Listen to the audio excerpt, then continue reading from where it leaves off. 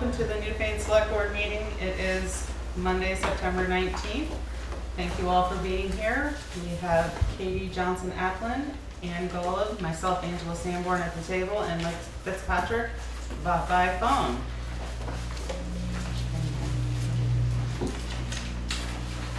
Juanetta, has this meeting been confirmed or properly warned? It has been warned. Great, thank you. Are there any additions or amendments to the agenda? Katie? I would like to briefly discuss a Financial Data Transparency Act of 2022, which is going through the Senate and will be involved in soon. New business good? Sounds great. Excellent. Anything else? Hearing none, we are going to have our second part of our traffic calming discussion, and we'd like to introduce the Windham County Sheriff, Mark Anderson, and Sergeant Chris Norton, also of the Sheriff's Department here. We do have a lot of concerns about the speed and unsafe traffic that is happening through the town of Newfane, and we wanted to bring you here so that everyone could pose questions. And I guess the first thing we should talk about is a review of our contract that we have with the Sheriff's Department. Well, thank you for having me. I'm happy to speak in any way, shape, or form to reviewing the contract. We have a one-year contract with the town, which covers approximately 17 and a half hours a month, and that's about that's exactly $12,500 worth of coverage. The way my office currently provides services is that if a town contracts for below 2,000 hours, basically below a full-time deputy, that it costs $60 an hour. If you ask for 2,000 or more hours, then we reduce that down to $48.50 an hour. Each year we send out a notice with what our rates are, and basically the system, by our contract, you'll receive that by November as you come towards budgeting season. So through our contract, we provide what's called a supplemental policing service. In short, because 17 and a half hours is not enough to cover your emergency response needs. Should someone call 911 at 2 in the morning, well, obviously 17 hours in a week doesn't equal 168. So we provide a supplemental service, which is in addition to what the Vermont State Police provide, which is paid for through your state tax dollars. It's no surprise within the broad Vermont law enforcement arena, as well as within nationwide, that law enforcement has had a hiring crisis. A lot of agencies have been understaffed. The state police have indicated they are understaffed. So there's been a lot of issues. Brattleboro PD used to run 3 shifts, but due to staffing, they cut down to 2 shifts. Springfield PD cut down to 2 shifts. And across the state, I mean, we've identified a variety of factors for that. So we are seeing an increase in demand. Just within roughly the last 3 months, I've been asked to staff 4 additional full-time personnel, which we haven't agreed to staff the 4 additional personnel because it takes me about 6 to 8 months to be able to recruit, hire, train. So there is an onboarding time for me to be able to say we're going to step up into these things. But we're having these conversations with people to say, if you want more, let's engage the conversation early so I can prepare for that. One of the differences I like to talk about between my department and towns, for example, I use the highway department because almost every town has one, so it's a relatively familiar feel. Highway departments, you generally have an allotted number of staff. So you pass your budget, you say, okay, the highway department personnel line item is going to be whatever that number is. Let's say 200 grand. You know that for your next budget year, you're going to have 200 grand available. I don't have budget years like the towns do because I don't receive my law enforcement funding through taxes. It's all through contracts. And so if somebody shows up with a contract tomorrow saying, I want this now, well, I just got a new slot. Except I don't have a person in it, so I don't want the liability of having the slot and have to pay the town or entity back for it. So there is a bit of a difference in that I'm not so much locked into a budgeting or fiscal year when it comes to my personnel, but rather I am bound to the availability of training from the Vermont Criminal Justice Council and the processes to get somebody trained and ready. So, generally speaking, we try to work with the select board to communicate where issues are. I know that in the past, issues have been on Route 30 here in the village, on Dover Road, specifically in Williamsville and South Newfane. And then there's been a desire for focus within the villages throughout. So we've asked deputies to focus, even if we know that it's might not be the most quote unquote productive time for traffic calming. It is present in villages, on back roads where we're going to have fewer contacts with cars, but there's a desire for that presence to be there. So in some regards, we're trying to play a balancing game of how much do we focus in traffic calming, how much do we focus in presence, and what needs what, when, and where. To date, we've provided roughly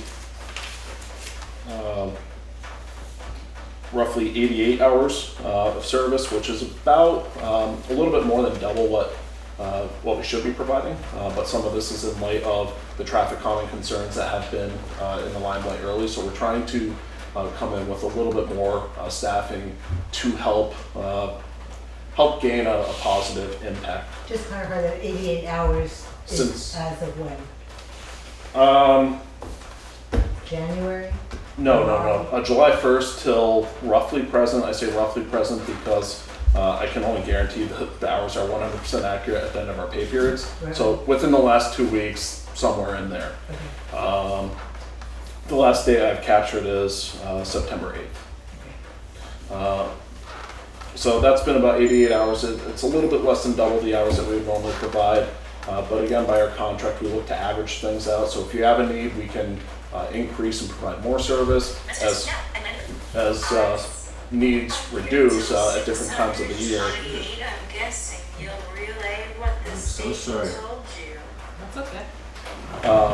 As we identify periods where things may reduce, let's say during ski season, we intend that Tuesday, Wednesday, and Thursday are just going to be lower traffic, and Friday and Sunday are going to be heavy traffic. We might dial things down during the midweek while we increase on the weekends. So that's a scheduling game that my office primarily handles the responsibilities for. And that's all just built right into our contract. So that's kind of the mentality why we look to do average hours as opposed to say we are definitely going to provide you 17.5 hours every single month. And then when something happens, we say, well, we've exhausted the hours this month. That's not a happy answer. Right. It's also why as we come towards the end of fiscal years and we have either overserved or underserved the town, we then have a discussion to say, okay, like in this case, we were about $500. We did provide about $500 of service from last year. So we said, do you want to roll that into this year's? And that was agreeable, and so we did that. And so right now, it looks like you have about $12,900 for this fiscal year, even though you only budgeted $12,500. So that's how that was addressed.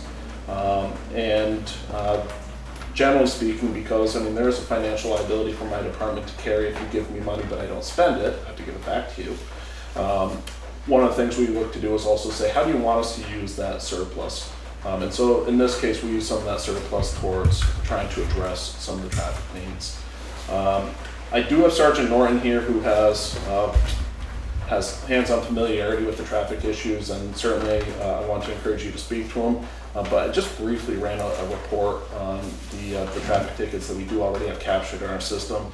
One of the things that's most remarkable to me in that report, where deputies issue tickets, and certainly this isn't reflective of all data, but where deputies issue tickets, I'm sorry, it's on my phone, we're looking at roughly 20 mile an hour over the speed limit violations, in some cases 30 mile an hour over the speed limit. And what that suggests to me, at least broadly, is that there's not a regular enough presence for there to be any sort of consistent expectation of enforcement. And if there's no consistent expectation of enforcement, then we're already going to fail on the traffic safety paradigm. I believe I've talked to this board about my stool. We have 3 pieces of traffic safety, education, engineering, and enforcement. The stool falls over without any one of the legs. Generally speaking, law enforcement handles primarily two, education and enforcement. We talk to people about the dangers of speeding, why it's a problem. We talk to the public. We identify perceived speeding issues versus actual. In this case, we have many actual speeding issues. We've identified issues around the stoplight on Dover Road, people trying to run the stoplight because they don't want to wait for it to cycle. So those are where we take in education as an opportunity to say, this is why you wait for the stoplight. This is why the stoplight has a delay on it.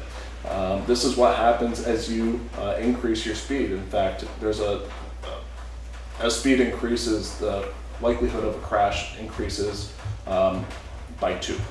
So crashes at 25 miles an hour versus crashes at 50 miles an hour, it's nearly double the rate of crashes. And that's really what we're trying to measure. But what we see among the community is the impact on the neighborhoods as speeding is coming through. So I'll pause there in case there's any questions or areas that you want me to drive. Well, that's what I was gonna say, is that we had mentioned to the public that we invited everyone here, if they had any questions, that they could directly talk to you. So I would like to ask if anyone has any questions, please raise your hand.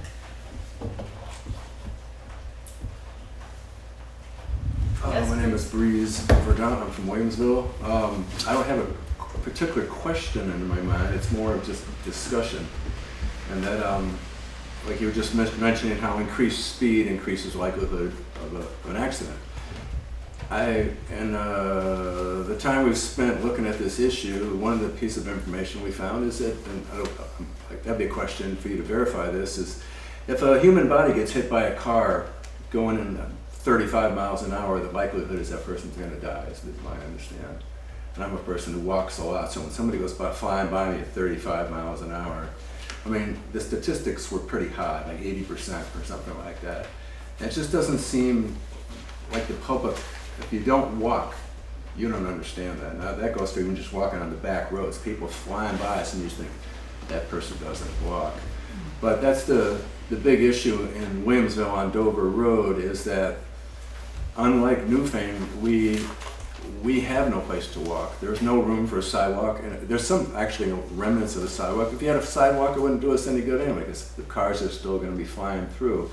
So when we walk to the post office, and that's why I mentioned that, Ann, I think it'd be great if the select board came and just walked in Williamsville and got a dose of what it is we're facing, because we are a primary road for that whole area towards Dover. So it's a main road, and the classification of our road doesn't help us one bit. We have to walk right along the edge of the road, watching cars come whipping around that post office, and it's just like, we're scared.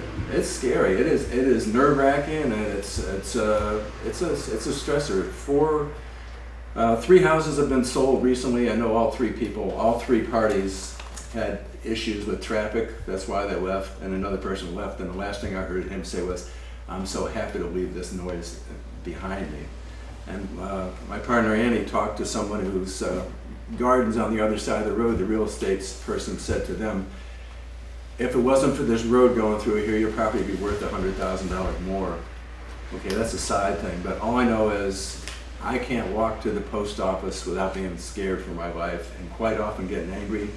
And when we go out and we walk down to the town hall for a production, a play that we put on down there in the dark, I'm a sheepdog with a flashlight saying, keep over to people, our guests who are walking. Car comes through, I'm flashing my lights at them. It's in the dark, it's in the winter, there's snowbanks, and they don't, I won't say a bad word because I want to, they don't even slow down. They just go whipping right by us. We played music at a party there. It's like a wedding, very similar. Some of the parties kind of wandered out between the cars and the road, almost got hit. I saw it and ran out there and grabbed the person physically. I said, get out of that road, you don't know what you're dealing with. And they're like, holy crap, I had no idea.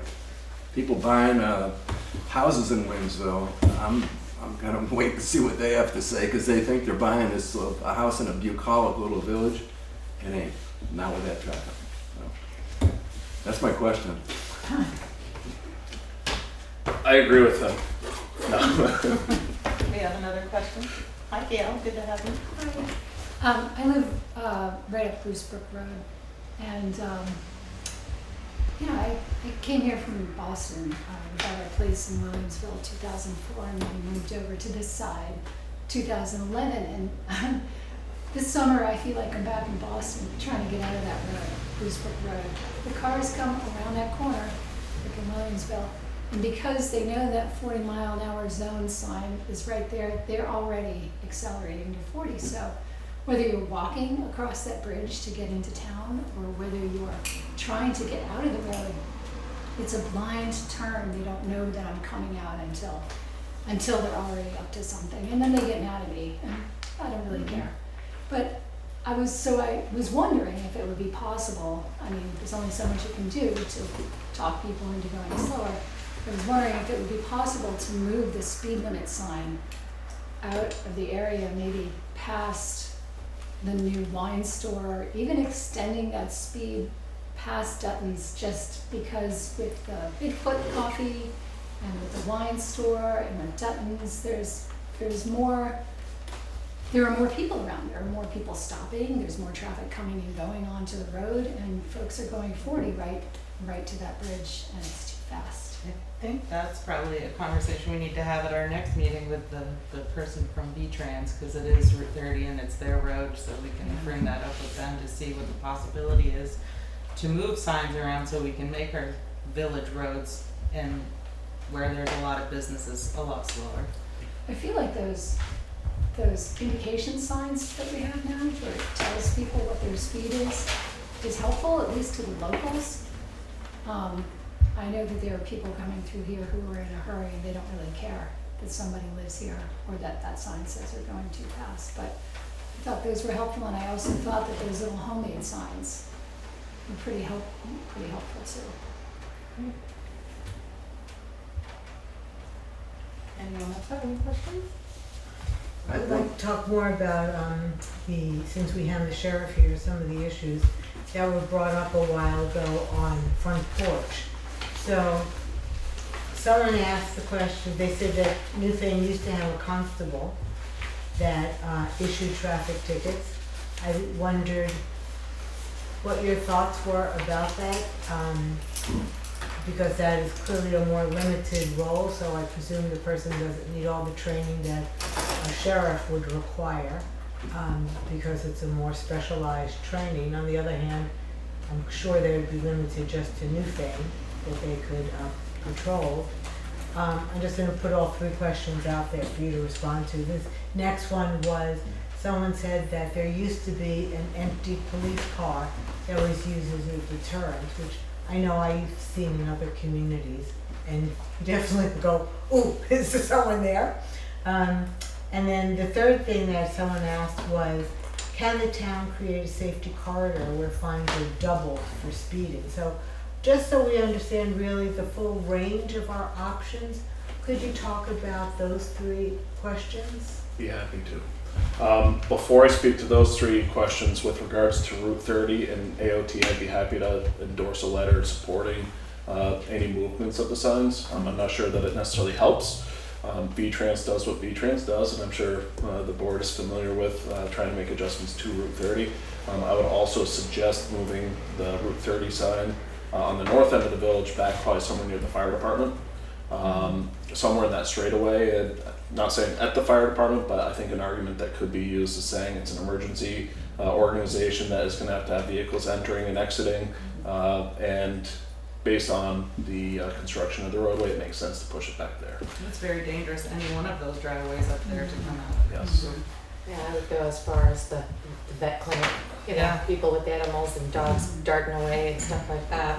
Well, that's great, wonderful. So specifically constables, I encourage, the board wants to explore constables. There's two things, as you're aware, constables are either an elected or appointed position. I don't know what it is in Newfane. If an elected position, the board would have no authority or control. And I raised that because elected officials are independently elected, which means you can't direct them what to do or not to do, which means you cannot control or limit any risk or liability. Beyond that conversation, I would say talk to the Vermont Leagues of Cities and Towns about best practices with constables. I don't want to speak for them, but there have been concerns about it. At one point, we had an issue where a constable was acting based on the authority of one of our deputies, which we did not allow, but that constable wasn't certified or even properly trained, and we had an obvious issue with our deputy's involvement, but the town had no control. So that's a liability management issue that you'll need to consider under elected. If appointed, certainly you would have authority, as I understand, and don't take me as the legal expert here, but you'd have authority as a board to be able to control a constable, but then you take on the responsibilities of a law enforcement leader in the management of risk and liability, ensuring policies are in place for the constable to adhere to state law. And you may have recently seen the paper, the Vermont Criminal Justice Council was just audited by the state auditor's office. A number of deficiencies were found, including amongst them with constables, lack of reporting, lack of compliance with policies. So you can really open the door for a lot of problems. Part of the reason I brought Sergeant Norton with me tonight is because I don't do too much policing these days. I miss it, I enjoy it. But my job is very much administrative, ensuring that we're complying with policies, that people are trained properly, that we have proper risk mitigation pieces in here. I think it's telling that my agency hasn't had a lawsuit in roughly 12 or 15 years. I mean, we work very hard to manage that risk for you. And the other nice thing is, because I'm an independent agency from you, you don't inherit any of the risk that we potentially create. But I think that is going to be the primary factor that the board would want to consider is liability management. Some other, while existing but probably less significant issues, is training constables. They are actually required to, if they are given the law enforcement authority, which either the board or the town has to vote on. VLCT could advise you the direction there, or your town attorney. But if they are given law enforcement authority, which they're required to be given, they do have to complete the same level of training as my deputies or the state police or anyone else. So we're very much similar in training through the police academy levels. And where that creates a problem is that either you send them to the roughly 16 to 18 week academy, which is a significant expense, or you send them to the shorter level 2 academy, but that requires a certified field training officer, which towns often find are difficult to find for constables, because law enforcement agencies, including my own, don't want to inherit the liability of training a constable from a town where we lack any ability to control through policy or training methodology what they do. And so if they say that we were trained that way, I automatically inherit the training liability for the town for something I just don't have any control of. So that is probably the negatives that I would consider in discussing constables. Maybe the only other negative I would consider is accessibility of a constable who's interested in doing it. Sometimes I've seen just towns, part of the reason we created our animal control program is because constables were the animal control officers for a lot of towns, and then towns were struggling to find a constable. So that is another piece you might want to consider. Diana, do you have a question? He didn't answer the other Okay, two questions. Diana, after he answers the other 2 questions, we'll come to you. In favor of constables, if you can find someone to be your constable, they are capable of providing townwide law enforcement authority. And if you have a person who's willing and able to do that, then, I mean, certainly that's helpful. My experience is that towns generally want to know who the law enforcement officer in their town is. I think constables have the ability to establish that rather easily because they're elected usually by the town. I also like to think that my department has familiarity with towns. So in that sense, I think we look to seek out the same qualities of ensuring that we have a community policing model. I would, let's see. I think that's all I'm going to say, just because there's several other things to speak to. Yep. With regards to an empty police car, I'd love to leave an empty police car. We're actually short on cars. I had one that unexpectedly died this year, so that died before our normal rotation would have occurred. I had another one that was involved in a crash that ultimately was totaled. So now we're in the replacement cycle for that. And so on goes the efforts of administering a law enforcement agency. So if we do have available cars, and especially as we come out of the summertime, if we have available cars, we will park them around the county, including in Newfane. So that's certainly one of the things that we do. But summertime is definitely our every car, every body, every resource we have is on deck, because in addition to our law enforcement relationships with the towns, we're also supporting construction companies rebuilding highways. We have increases in transports of mental health. We have the Department of Children and Families who is working to manage a crisis of no bed space for children in state custody. And we seem to be a Band-Aid for all the problems, and it's resource intensive. We do anticipate at least the construction work tapering off, and as that happens, we have more bodies available, which makes things easier to move cars around, personnel around, and whatnot. So, What about the safety corridor, if you would? yeah, to my knowledge, we don't have it. The state does not have a law that allows for it. I would encourage, if the town wanted to approach that, to talk to Representative Long and our 2 incoming senators to consider ways that we could approach it. I like the idea. I'm not sure that necessarily a double the speed limit, the fine amount is necessarily the tool, but having teeth to a speeding law, I mean, enforcement's one of the legs on the stool. And we have had an incredibly effective enforcement program over time.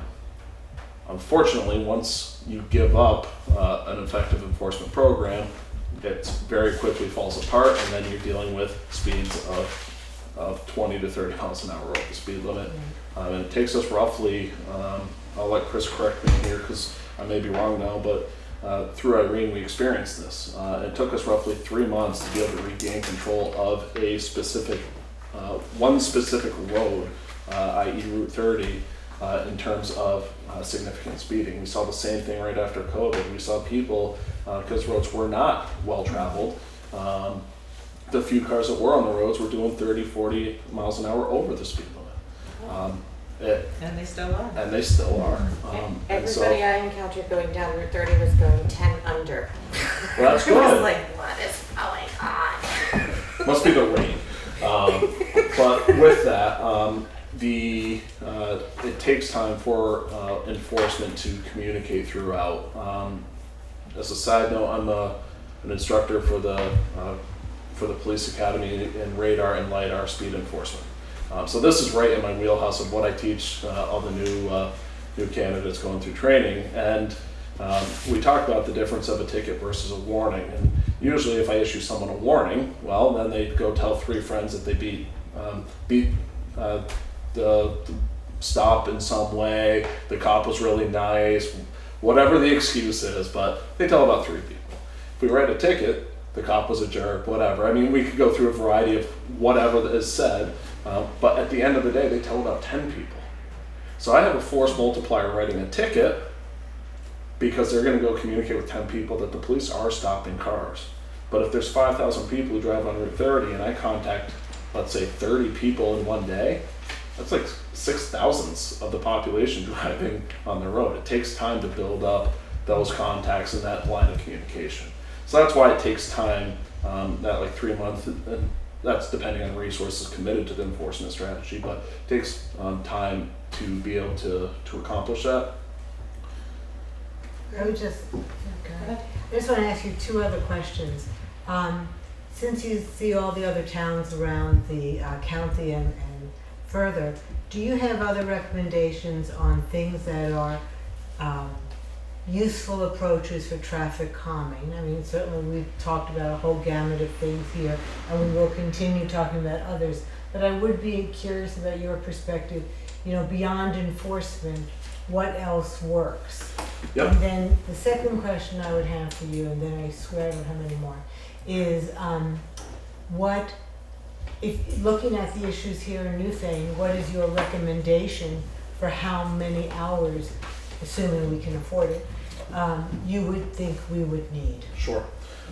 So let's talk about things instead, or I shouldn't say instead of, but alongside enforcement. Number one's education. And so what's education? I mean, we all know what schools are and that they educate, but with adults, we don't have that. And so that's public safety announcements on the radio. That's posts on Facebook. That is putting it on the Commons or front page forum or whatever about the steps that are being taken or why things aren't acceptable. We work with the National Highway Traffic Safety Administration, who has a website, you can even go to it, called trafficsafetymarketing.gov, and they have all of the media campaigns already pre-built. So you don't have to come up with your own graphics, you don't have to come up with your own spiels. Like, you can just copy and paste onto the town's Facebook page, say, Dover Road, heads up, we're asking for enforcement from the sheriff's office because this is all the crash stuff that we're being told happens. What's it called? Trafficsafetymarketing.gov? Yes. Thank you. And we even use that from the Sheriff's Department's Facebook and Twitter accounts to try and push out our marketing messages. And we tailor our own messages in addition to that. But that public safety communication, especially in light of the changes in how people receive information these days, those are important. We heard about the radar signs on Route 30. Fantastic. That's an education tool.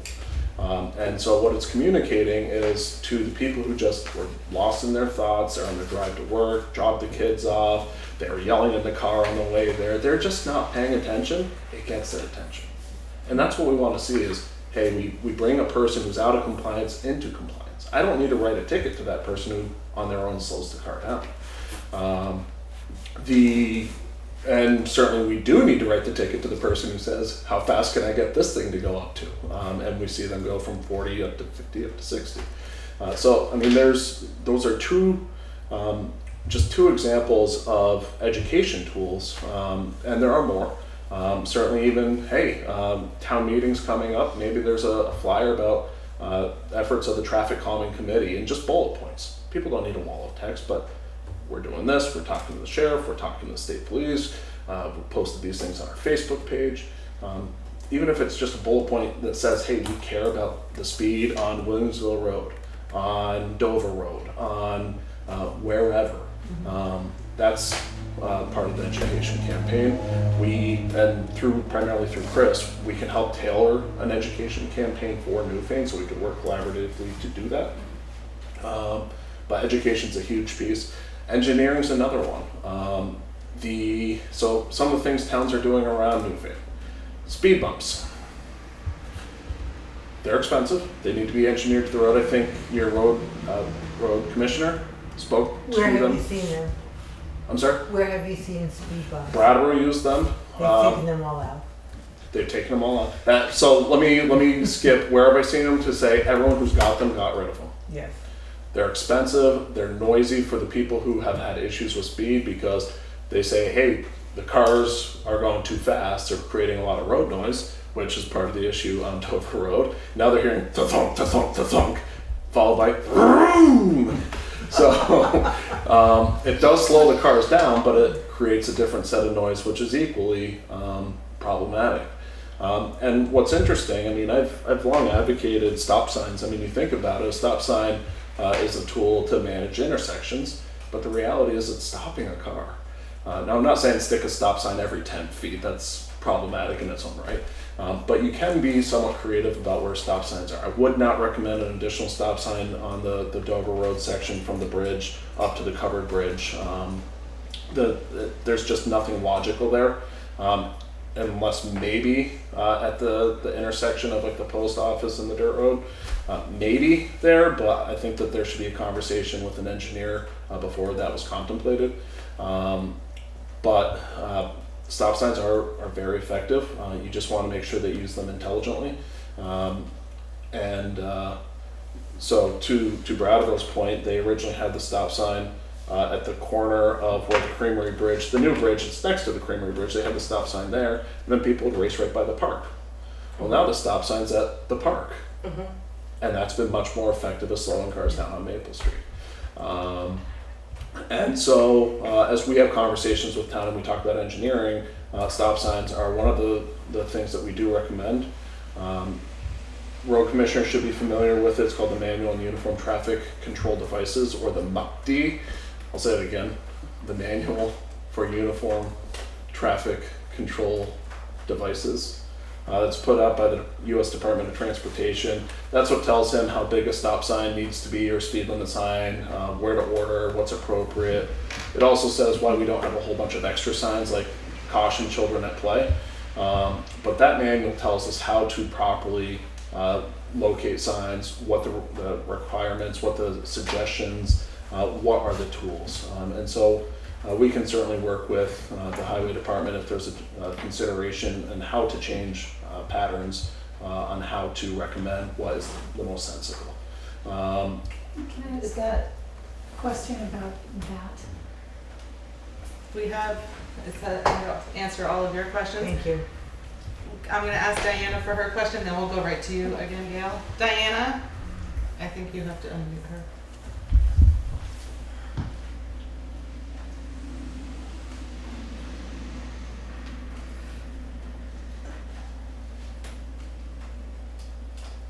Hello. Hi, Okay, Diana, you're how are unmuted you? now. Oh, now Don't you're mute it muted. again. Did you mute yourself, right? No, I think we're both unmuted. Oh, go ahead, Diana, you're unmuted. Thank you. My question is, as a village trustee, we used to, Sheriff Anderson, we have talked before, and the village used to contract with the sheriff, and I'm wondering if you would recommend that the village recontracts, because there is, the predicament of overlap, and should it just be a town issue, should it be a village issue? And just a comment that I love your suggestion about stop signs. I'd love to see a stop sign in the middle of the village of Newfane. So that's my question. I'm going to answer that in reverse. Stop sign on Route 30 also has the same issue with VTrans, so you need to talk to them to get approval, but it would be effective if properly cited. With regards to whether the village should contract, it does raise a list of discussions to have, not good or bad, but certainly items to have and to discuss probably jointly between the village trustees and the select board. I'm not advocating for that contract, but if the village chose to do that, I wouldn't be turning you away. I think that there's ways that we can work collectively to help address the village issues along with the town, but I'm open to a conversation, really leave that at the village and the town's discretion on how to approach it. Thank you. Does that answer your question, Diana? No, that's it. Thank you. Thank you so much. Gail? Sort of in line with the stop sign, I've often wondered if it wouldn't be a good idea to have a crosswalk across from the general store, from the courthouse to the general store. And I don't know, I feel like lots of areas, urban areas, are more respectful of crosswalks now than they used to be. It may be something to cause people to slow down. I don't know if you have. Is that what we discussed as part of the, That is being discussed as part of the scoping study that VTrans has a grant that they're working on with the village of Newfane with the sidewalk and crosswalk. So Do that's- crosswalks slow traffic down, or do they just put people Chris, do you have a thought on that? So they can, with proper signage, and if they stay marked, they certainly can. Again, it does fall down under the signage and being able to keep them painted and marked and clear, because once they start to fade away, it's like they didn't exist. So, and there's some other engineering that could go along with that that would help. Having noticed what they've done in, say, like a Springfield, where just the way that they set up the crosswalks and have it, not just go from like the sidewalk itself, but they kind of bump it out from the sidewalk in towards the road to kind of funnel. There's so much to it that to really help, cause that traffic calming effect and get people to pay attention to them. Yeah, but they can work. It just it takes work to keep them working, if that makes sense. Katie? I have two questions. Just another thought on how to make crosswalks last. I've seen some places, I don't know if it's in this state or not, that use like a roller that has a different texture. So you're going over a textured thing that's then red or with the standard crosswalk white. Is that helpful? Do we have them in the state? Is it allowed? I think these are V-Trans questions. They're all the V-Trans. issues. But Because they're the ones who regulate the roads and that. Yeah, V-Trans regulates Route 30, and let's pretend we're just even talking about a village road or a town road, like Dover Road. We make recommendations on engineering improvements, but engineers are the ones who help us say this is the best way to do it. I'm not a civil engineer, didn't go to all that college to be able to do this, and so while we've witnessed things like what Chris mentioned about bumping things out, and we've seen the effects of it, we're not also here to say that that's necessarily the best solution. So this is why we work in partnership with civil engineers to be able to help answer these questions, while we really do focus on the education and the enforcement aspects of the school.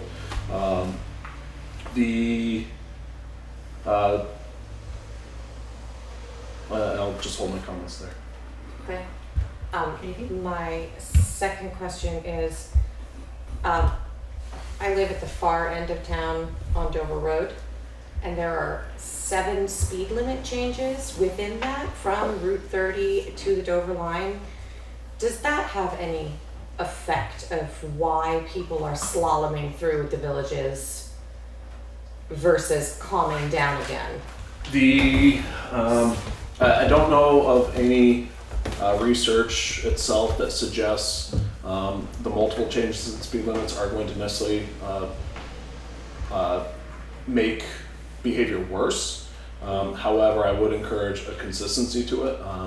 I mean, along Route 30, we see 30, 40, 50, almost everywhere. On Dover Road, we see, I think, 35, 25, 35, 25. There might be a 30 in there, but my memory's faded from a couple weeks ago when I drove it.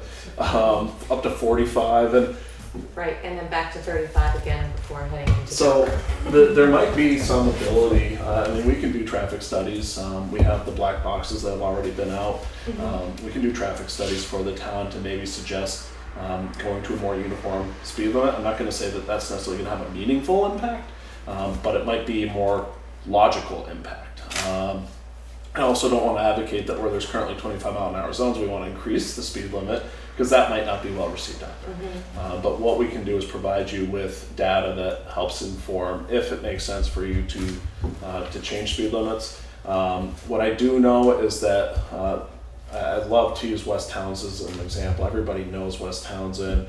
It's half mile of, hey, we're going from 50, and to the driver, no explicable reason, we're going down to 30. And no one does. And then they haul through at 60, and then it's back to 50 miles an hour again. Now, to the people who live in West Townsend, there's a very significant reason why it's a 30-mile-an-hour zone. But the hard part is that that isn't well communicated to your common driver from wherever they're coming from. And so that's where we saw significant improvement simply by enforcement. Communicating to one-off drivers is hard. I don't think Dover Road's interesting in that you have your local traffic, but then you also have the combination of your ski traffic. And so your local traffic, similar to West Townsend, your local traffic is very familiar with the changes and the concerns. They're paying attention to that public safety messaging that gets put out. And your people are just up for that one weekend. They've never been to Vermont. They want to get some maple syrup and an apple pie and go skiing. Well, they're going to do what they do. And that's where really I think enforcement is the primary piece if engineering systems have failed. Unfortunately, it includes locals too, Yeah. Yeah. so. But with an effective traffic safety enforcement plan, that's where we can get the locals to calm. And we've done it time and time again, but that's something that requires regular maintenance. Once you give up on the maintenance, it, forgive my analogy, but it rusts over very quickly. Okay, Breeze. A couple things there. First off, addressing the Dover Road coming in to South Newfane from Dover. You have a 25 mile per hour speed limit posted before you get to the village. And I would say you drive a half a mile before you see a house. And to me, that says to any driver, to myself, if I'm driving, it's like, what the heck is that sign doing there telling me to go 25 miles an hour when there's no houses here? So it tells me right off the bat, these signs are bogus, they're not to be respected. Yeah. And then something like your comment, we're all doing this, we're all guilty of this, and we're all unconscious all the time, or for whatever reason, we gotta be compassionate towards our humanness. But anything, the word education has come up a lot. And a lot of it, education can come in the form of what's happening right now on the road to wake you up. Like you were saying, putting some texture on the road. I love that because I'm asleep half the time. So, Jay Wilson put a speed limit stencil in Williamsville. It got faded away, it's gone now. I've gone into other towns where they've just like painted diagonal stripes across the road, one after the other. Some, I think right on Route 30 perhaps even. It's like, wake up, because that's what has to be done. The last comment is about the bumping out.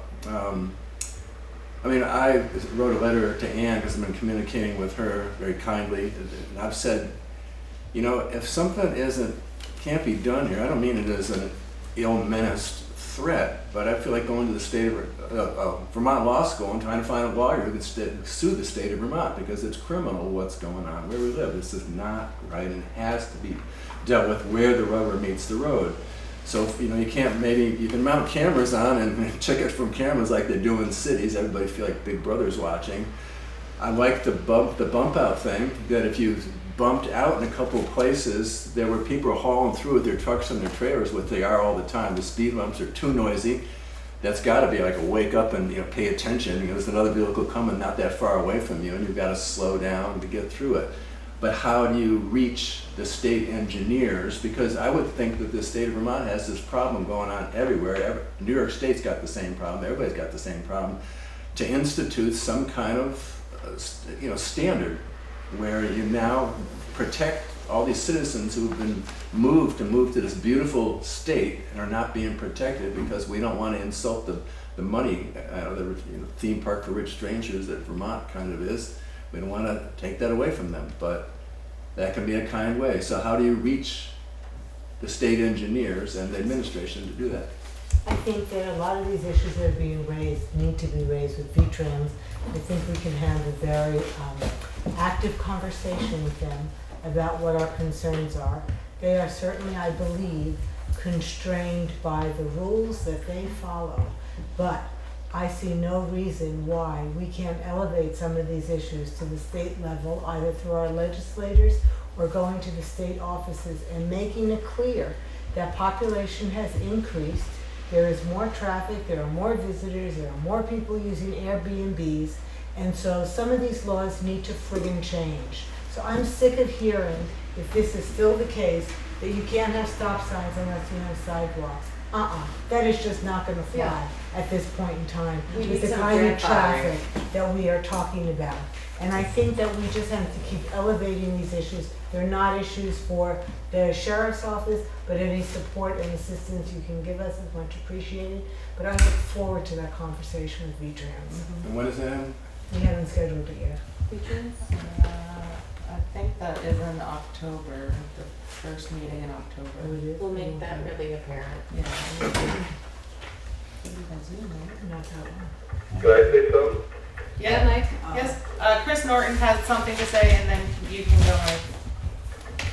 Go, So Chris Norton. just to add to that with the engineering, last year I was on with the Brattleboro Selectboard and the state engineers. There are so many things that can be done.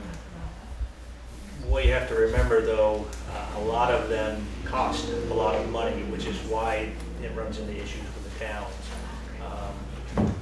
But yeah, your V-Trans, I mean, they have the experts and they can tell you there's so many things that can be done. It just has to be able to be worked in, you know, both budget-wise and, you know, road-wise. But there's a lot of things that can be done, changing the structure of the road, you know, bump outs.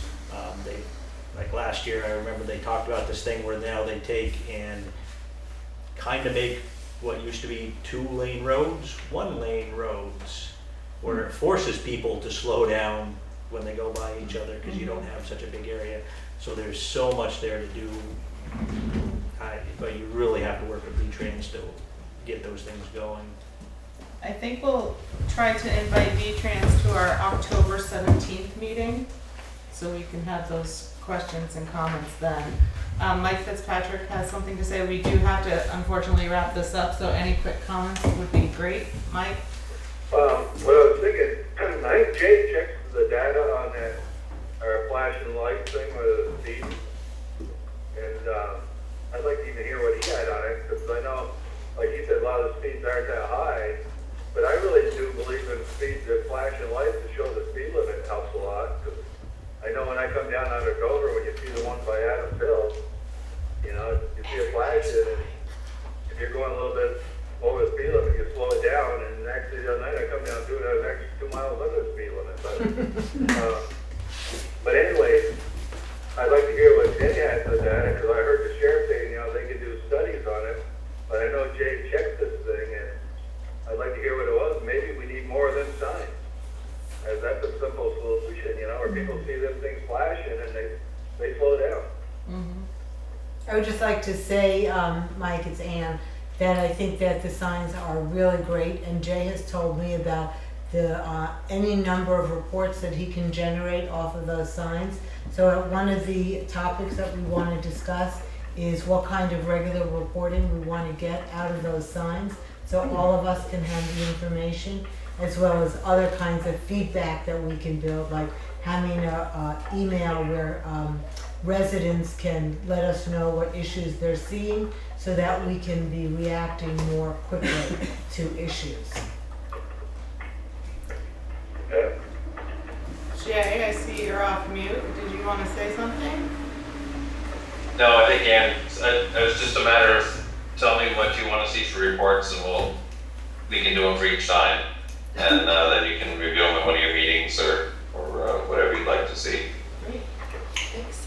And actually, just to follow up on that, Chris brought some of the reports from the boxes we've been disseminating around town, so we have those records for you tonight.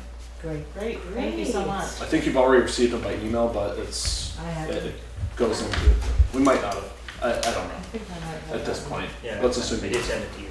Yeah. I have one last question. Yes. Do we know how many tickets have been, are they We get those reports. Yeah. I can say we've stopped roughly 40 cars in the last 3 months.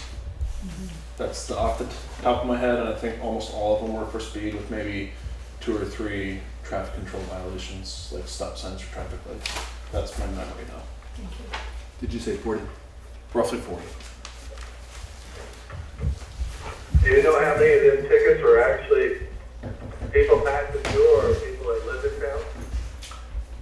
We would not record that kind of thing. We just don't track that data. We could find out who the state the vehicle's licensed in. I think Chris is coming. Yeah, I can tell you, just varying by the day, that there's not a significant difference between locals and out-of-state or you know, Vermonters and out-of-staters anyway. Everybody uses that, and when people are going to work, coming home from work, is just as bad as the others. I mean, it's just, that's what it is. I can tell you, not just in Newfane, but you know, everywhere I've ever worked, when I take a complaint of people saying that they're speeding in their neighborhoods, it's at least one of those people that complaining that I stop. So that's just the reality. Great. Are there any other questions for the sheriff and sergeant?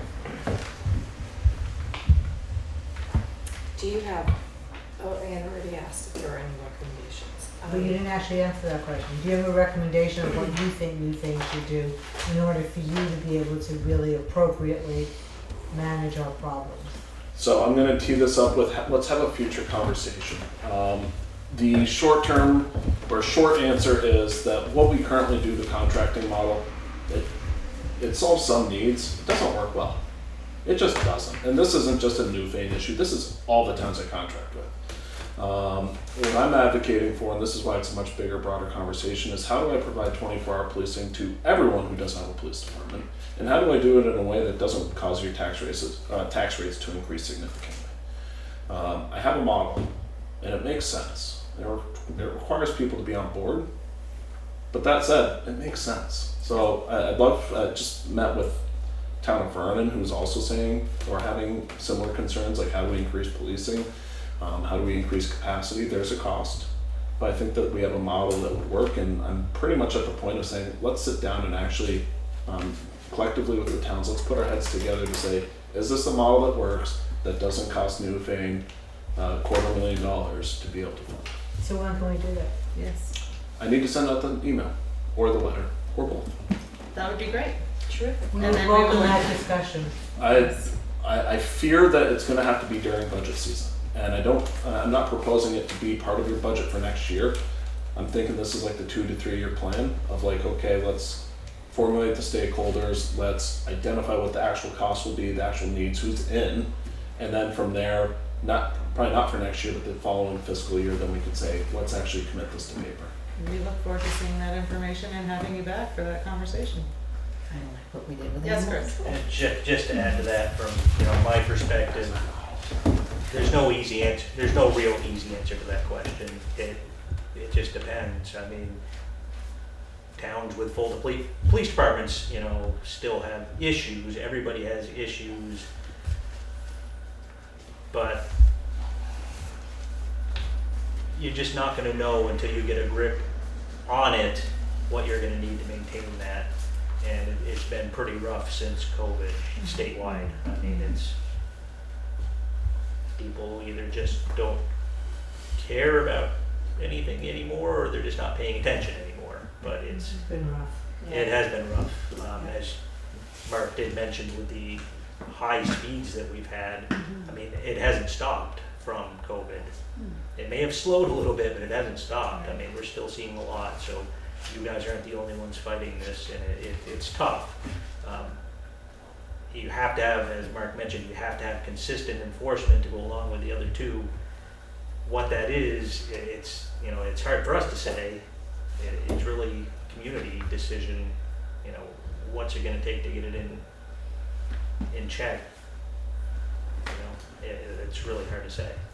Well, we really appreciate having you both here tonight and the discussion that we're having, and to keep collaborating together so that we can make a change in our town. May I ask one last question? It's really short. Real short. We have to get moving. Does Townsend also use you? You didn't list them. Not currently. No. We've had Okay, discussions with thank them. you. I believe they contract with the state police. Okay. I'm not sure that is current information. That was the Thanks, last that's thing. great. Well, thank you so much. We Thank you, really Chris. Thank you. appreciate you and all Thank of your you. hard work. Stay Thank you. safe out there. I would leave, I only brought one copy. That's fine. I'm gonna send it out This to is us. from the readout. Good to see you, Gail. Thanks for coming. Thanks. That's just Thanks for analysis. being here. All right, thank you. You're welcome.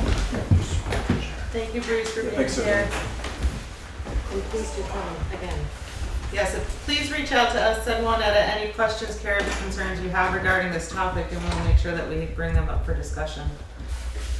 Moving on, we will go to the approval of the September 6th, 2022 special meeting. Is there a motion? I make a motion to approve. Is there a second? I'll second that. Any discussion? Hearing none, all those in favor say aye. Aye. Aye. Mike, are you there? Aye. Great, thank you. Opposed, abstained? Great.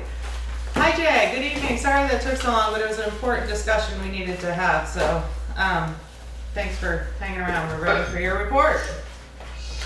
So there's no update on the 254 Depot Road easement. This state, right away people have had it close to a month now, so I don't know, I emailed again today to see if they had an update for us, but I got nothing back. The Arch Bridge drainage on the Depot Road side is all in. One of the wing walls on the Williamsville side was poured this morning. The temporary bridge under the arch has been removed, so work is progressing. It's still got a lot of work that has to be done, and there's also some, I did hear today that there may be a little delay in some guardrail because the bridge kind of evolved as they got into the ledge. And so the curve to the guardrail is different than what's starting to be, and there may be a delay getting that, but I think things will really start to move from this point on, so hopefully. Is there an estimated completion date? What's that? Is there an estimated completion date? No, I haven't seen anything different than the October 15th one, but I just don't foresee that being possible, but maybe. Great. We had a meeting for the sand salt shed last week, and kind of what's been happening is by the time the plans get updated, the state and the Buy America thing has changed enough so that the plans are kind of out of date. So we're gonna try to have Bell Engineering update the plans in the next week, and then the following week we want to meet with him and go over them line by line. And if everybody's happy at that point with everything being changed, then we've got to get it through review and then hopefully get it out to bid before they make another change. It's been a bit of a challenge, and the last meeting we had the other day, the engineers had specified some specific brands of items, and that makes it more complicated. So they're going to try to get them to convert it all to kind of generic ones that if you do a specific brand, you have to do the justification to go along with it of why that's the only one you put in your specs. So we're going to try to make it easier. We're always looking for places to dump fill, but especially the South Wardsboro Road area. If anybody's looking for some, please contact the garage. I've reached out to the dam people at the state several times since the last meeting, and I'm having no luck getting them. I did call Scott Jensen, our river engineer, and he mentioned that the dam, there was only 2 of them, and the state has a lot of state-owned dams, and apparently the thing that came out this spring about some of our dams not being, in the state not being very safe, has kind of buried them in work, so they've added some new people, and hopefully we'll get somewhere, but it looks like it's gonna delay any work on that spillway until next year, because they haven't even commented on it yet. So hopefully we can, this winter, get something out to bid, so next year we can do the work on reinforcing that spillway. So we have a problem on Bridge 44, which is Roy Brooks Road. The bridge inspectors found it a week ago Friday while doing their biennial inspection. And I sent you a proposal for repair. That day they had me go up and meet with them. It was a Friday afternoon, and they wanted to close the bridge completely. And there's one full-time resident and a seasonal resident up there. And I said, well, that doesn't work. We got to come up with a plan to either reinforce this bridge or something. And then they decided if we just limited it to car traffic, that would be okay for now. So we've done that. We put a sign up, no trucks, and we've told the landowner, the full-time resident, that to hold off on any deliveries for oil or whatever. And he was agreeable with that. So I came back down to the Arch Bridge and I got Renault Brothers, and they went up. And rather than the state had suggested we could pull off the deck and replace just the 2 beams, they suggested getting rid of all the beams and replacing with a concrete deck. And it'd be more of a semi-permanent fix or a long-term fix. and that's what the proposal they sent in. And then on the bottom of the proposal was one side, the abutment is dry laid stone. And the state has always kind of not liked the dry laid stone. They wanted it encased in concrete so the water can't get behind it. So they came up with a proposal to fix that too. So you guys have to figure out whether you want to just put it out to bid, or it really needs to happen prior to winter so those people can get their stuff in and out. And then figure out where we can come up with the money to do it.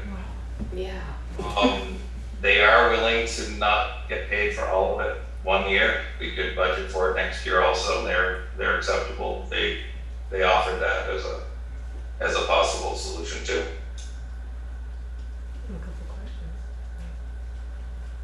Go for it. So, just on that particular item, they gave a proposal to remove the existing deck and build a new one. But if Yes. they did what VTran, I think it was VTran, was recommending in terms of replacing the beams, Yeah. how does that compare in terms of price? I asked them that 2 years ago when they first mentioned that there was some possible corrosion starting. And I believe at that time it was 70,000, I believe he quoted me.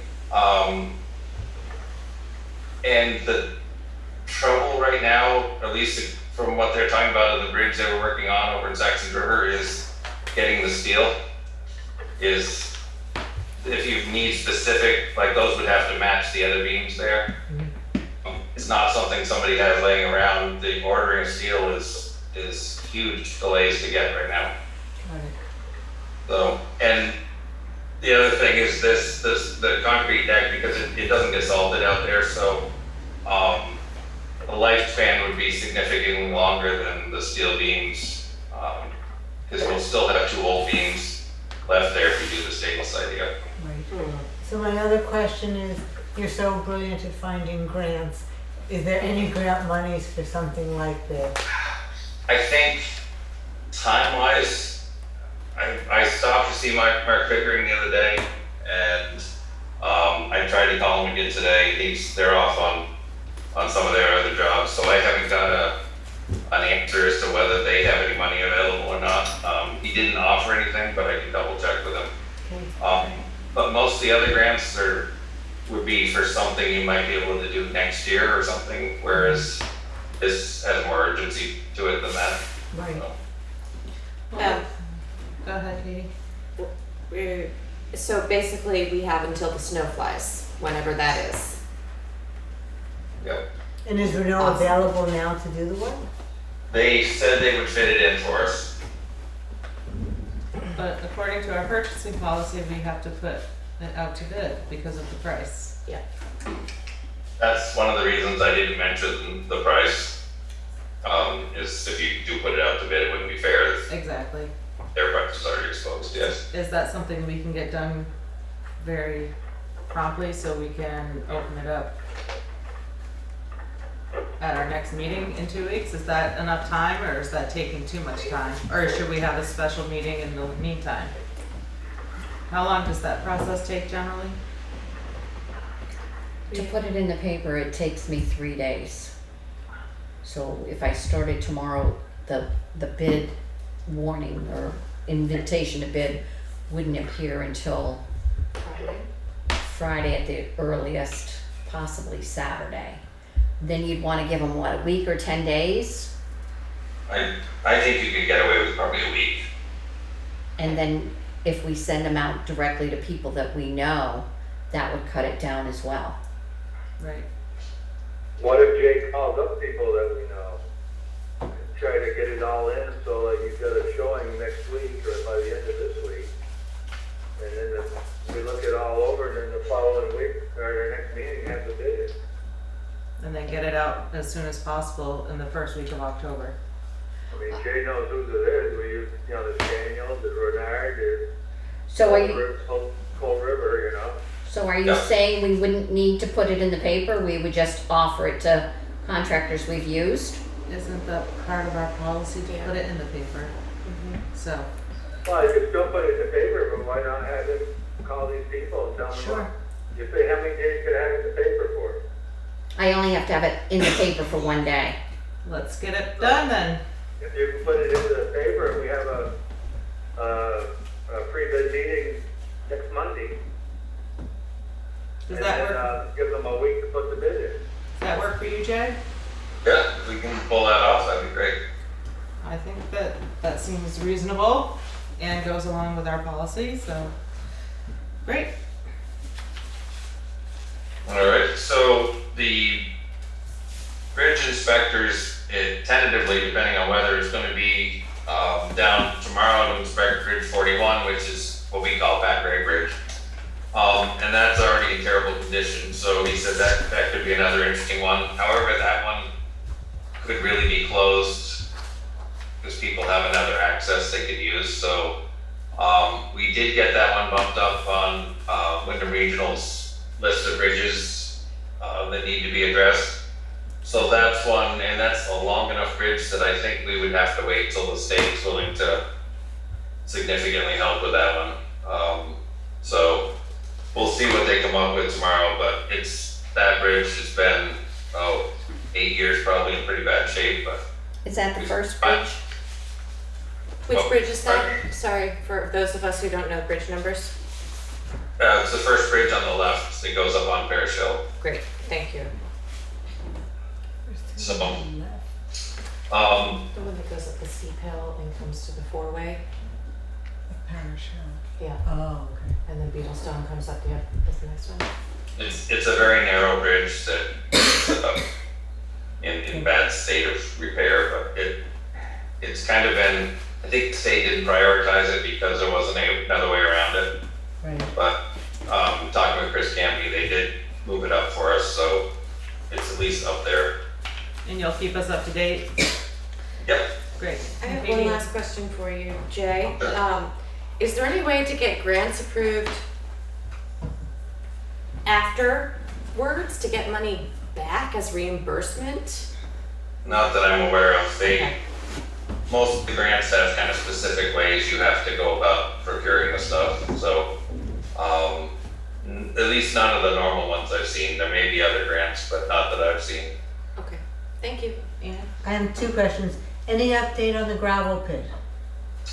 There's still a discussion going on the stream bed.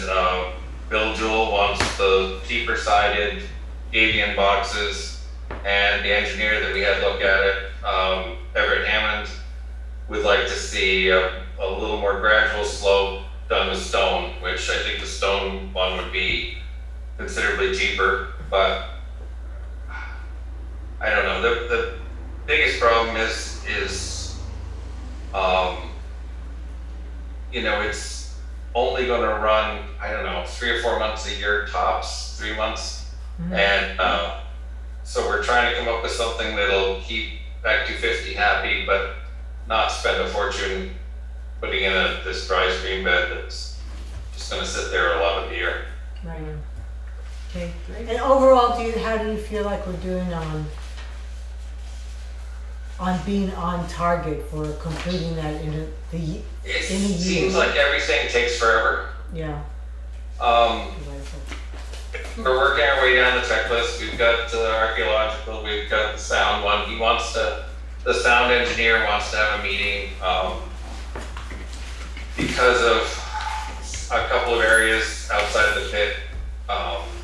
He felt there could be noise above the level that they would like to see, so they want to talk about how we can mitigate that. So it's coming. It's just everyone is so busy that nothing happens real quick. If you get somebody to do something, it's several weeks out, so. Right. But it's coming. Okay. Thank you. One last question, if I could. You mentioned that you're looking for places to dump fill. Just describe to me what that fill contains, and is this the same grade of fill that you would use on the roads, or is it different? No, Okay. it's junk. Okay. It's woods, dirt, rocks, sometimes some sand. It all depends on where it is, what's run into it, but it's basically when we're trying to put ditches in to hold the water, you get whatever you're digging off the bank there. Mhm. So And so why would someone want that fill? For what purpose? if you want to fill in, you know, you're making a parking spot or you're trying to flatten out your lawn, people will do that and then put topsoil over top of it. Okay. And so then the grade of what you use for the roads is of an utterly different quality, and this is Yes. absolute, okay, I just wanted to clarify. Great, thank you, Jay. All right. The only other thing I've got, which isn't really part of this report, but the fire department was wondering if they could use the office again for the coin drop on Columbus Day. We've always used the office as the little headquarters while we're doing the coin drop. Motion? I make a motion, we let them do it. And I'll second it. Any discussion? Hearing none, all those in favor say aye. Aye. Alright. Aye. You have the go-ahead. Thank you. You're welcome. Is there anything further on the road foreman and commissioners report? I would just ask that you stay with us for a little while longer for our discussion on the Baker Brook Road property, please. Do you want to Sure. move that forward? Just send it right now. Yeah, we Go to could. Nancy's Well, here. let's make them, we could do that. Can we switch things on the agenda right at this point? I don't see why not. I don't see why not. Okay. Well, let's have a motion to approve the road foreman and commissioners report. I make such a motion. to approve it. I second. Any further discussion? Hearing none, all those in favor say aye. Aye. Alright. Great, the ayes have it. So we have Nancy Rysz here and we have Jay Wilson here, so we can let you guys go about your evening. It's been decided by the board to have this discussion now, so. At the end of the last meeting, it was talked about to do some research, and I believe Ann asked Nancy to get in touch with you, Jay. Yes. What have So- you found out? I read through the last, probably 6 months worth of documents. I looked at some of it further back, but a lot of it had kind of been superseded by some of the newer stuff, so I kind of went back, you know, the beginning of the year probably. So I talked to Bob Thompson from NRCS, and the project that they're willing to do and pay for is a 30-foot section, it sounds like maybe just below the house possibly. And there should be no cost at all to the town as sponsor. And then the 20-year maintenance agreement, I questioned him about that. He said that needs to be transferred by the town attorney to Nancy Rysz, because the town shouldn't have any responsibility there. And he said they start out with it in the sponsor, but you need to transfer it so that the responsibility is just on the property owner. And if you want to go ahead with it, you need to submit a letter to NRCS, and then they will request the money, which apparently takes a while. And then they'll start doing the design, and hopefully it'll be done next summer. He said it was a fairly small job, there was nothing it's not gonna be anything too major, but they'll have some people going out to do the design once everything's been requested, so. So the town first has to send them that letter that confirms that they agreed to be the sponsor. Yes, And then they will come out with an engineer or whatever. yep, and they have to request the money and they'll do that, and then the engineer will come out and design it, and then it can go out to bid this for spring, and then I think you can start working the water. Is it July? Or is it June? June. June, you can start in the water June 15th, I believe. So then nothing can happen until spring, basically. No, he said it's a slow process on their end once things get going, and they've exhausted their money from all of the storm damage this past year. So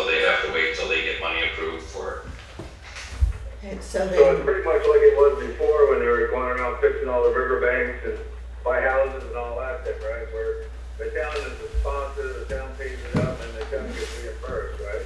Right, the town would do the bidding and so forth, and then when we get all done, it doesn't cost us anything. Right. Do we have to front the I money? make a motion that we send that letter out to the state to get it going, and they get the ball rolling to get this thing done. Thank you, Mike. I second that motion. Any further discussion? But but they'll come out like now, like this fall. He's hoping to come out this fall, yes. Okay, So so the soon. sooner we get the letter, the quicker they can try to schedule something. Oh, okay. It does sound like from what Jay was telling me, that the scope of what they're proposing is probably less than what you had hoped for. So I just want to temper your expectations that it may be a smaller fix that they are proposing than Yeah. what you personally feel is required or desired.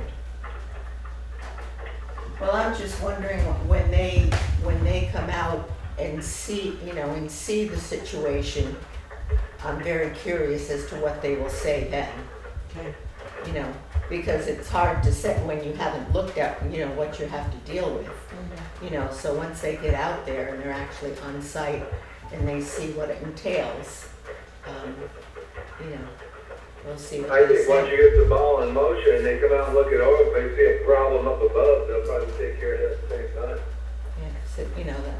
Yeah, nobody's come out and looked. Like I say, you can't imagine it, you can talk about it as much as you want, but you come out and see what you're dealing with and it's a whole different picture. Right. Well, we'll get that letter drafted So I tomorrow. feel good about, if you get that letter out as soon as you can, and then they get out and we have a site visit, I would be very anxious and interested in seeing Can we their have opinion that when they letter, see right? it. Yes. Okay. Yes.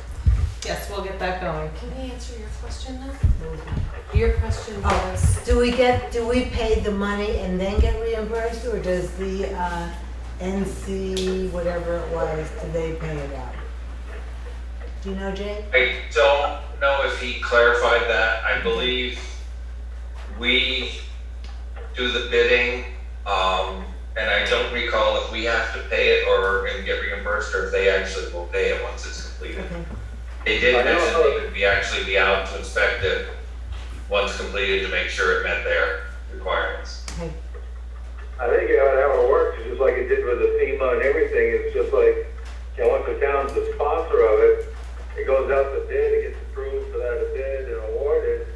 And I know the contractor, I believe, actually will bill it out to that thing within the town. And the town handles all the money and pays it, and then they get reimbursed, right? They come right back to the town fairly quick. That's probably true. The only thing that's different with this one is they're offering to pay 100%, which usually the property owner has to pay a percentage. And with this one, they're actually willing to pay it all, so. Yeah, because usually it's like 10%. Yep. So that's good. Okay. Great.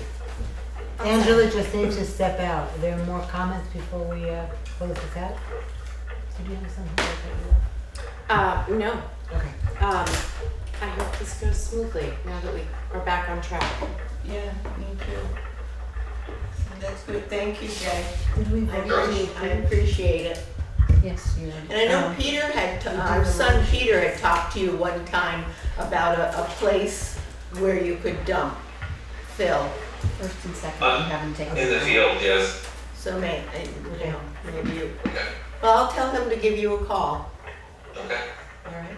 So then I put to a vote the motion to approve the report.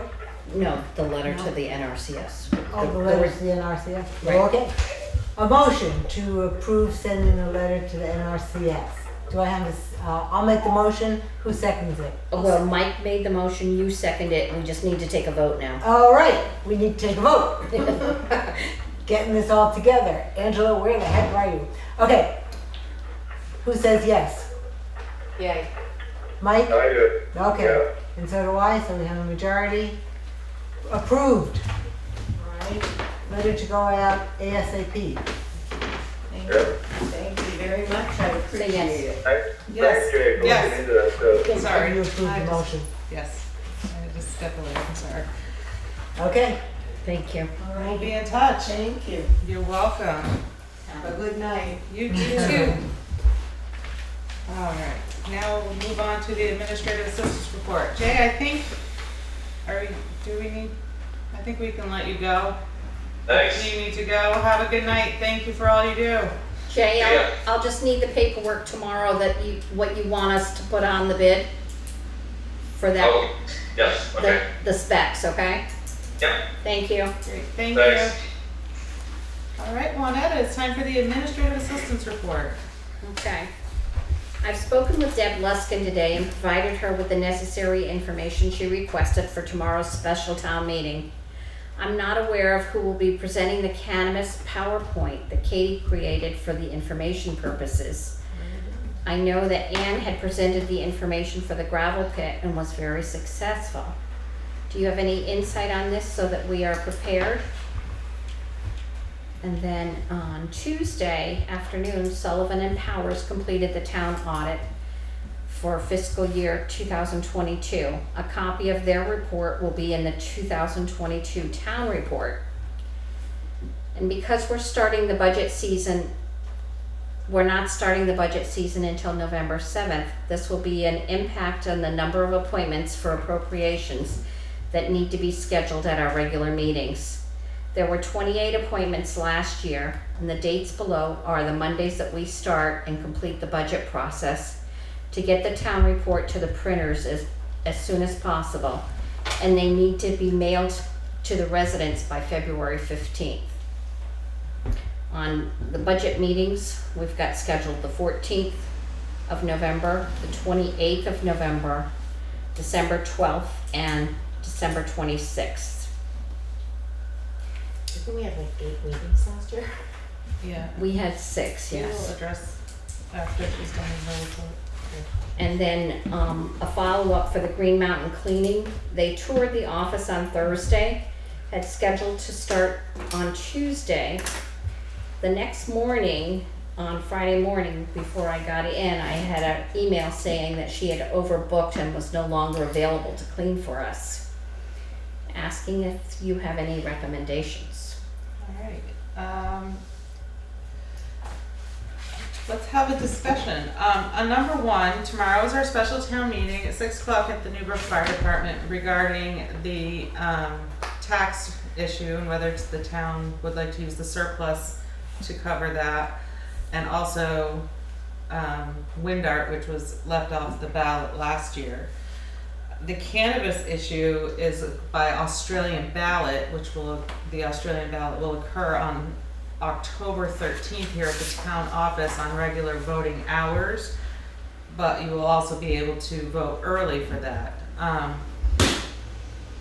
As far as the PowerPoint presentation, do you have a copy of that? I do. And can you run that at tomorrow night's meeting while Katie does her presentation? I presume that Oh wait, we're not everybody- doing that tomorrow night. I presume that everybody who is there will want to talk about it because it was originally scheduled and is still warned. And so we can maybe have an abbreviated conversation about it. After the vote, after the floor vote. Or if you'd like, I can do printed copies of the PowerPoint presentation. I would like to have it up because basically it's just slides that say, this is the article we're talking about, blah, blah, blah. It's not This is- detailed. It's not detailed. It allows for us to, like, anybody walking in the room who comes in late knows what article we're on and what we're talking about as soon as they walk in the room. That's all I want to have available. During the gravel pit presentation, Ann did all of the talking during the presentation, and I ran up the PowerPoint and changed the slides for her. I think the fire department does have a screen and a projector that we can hook up to a laptop to do so. But let's just be clear, what's happening tomorrow night is voting on the 2 articles related to the budget. The monetary The articles. monetary. And then if people wanna have a discussion on the cannabis, we certainly can. It will be after.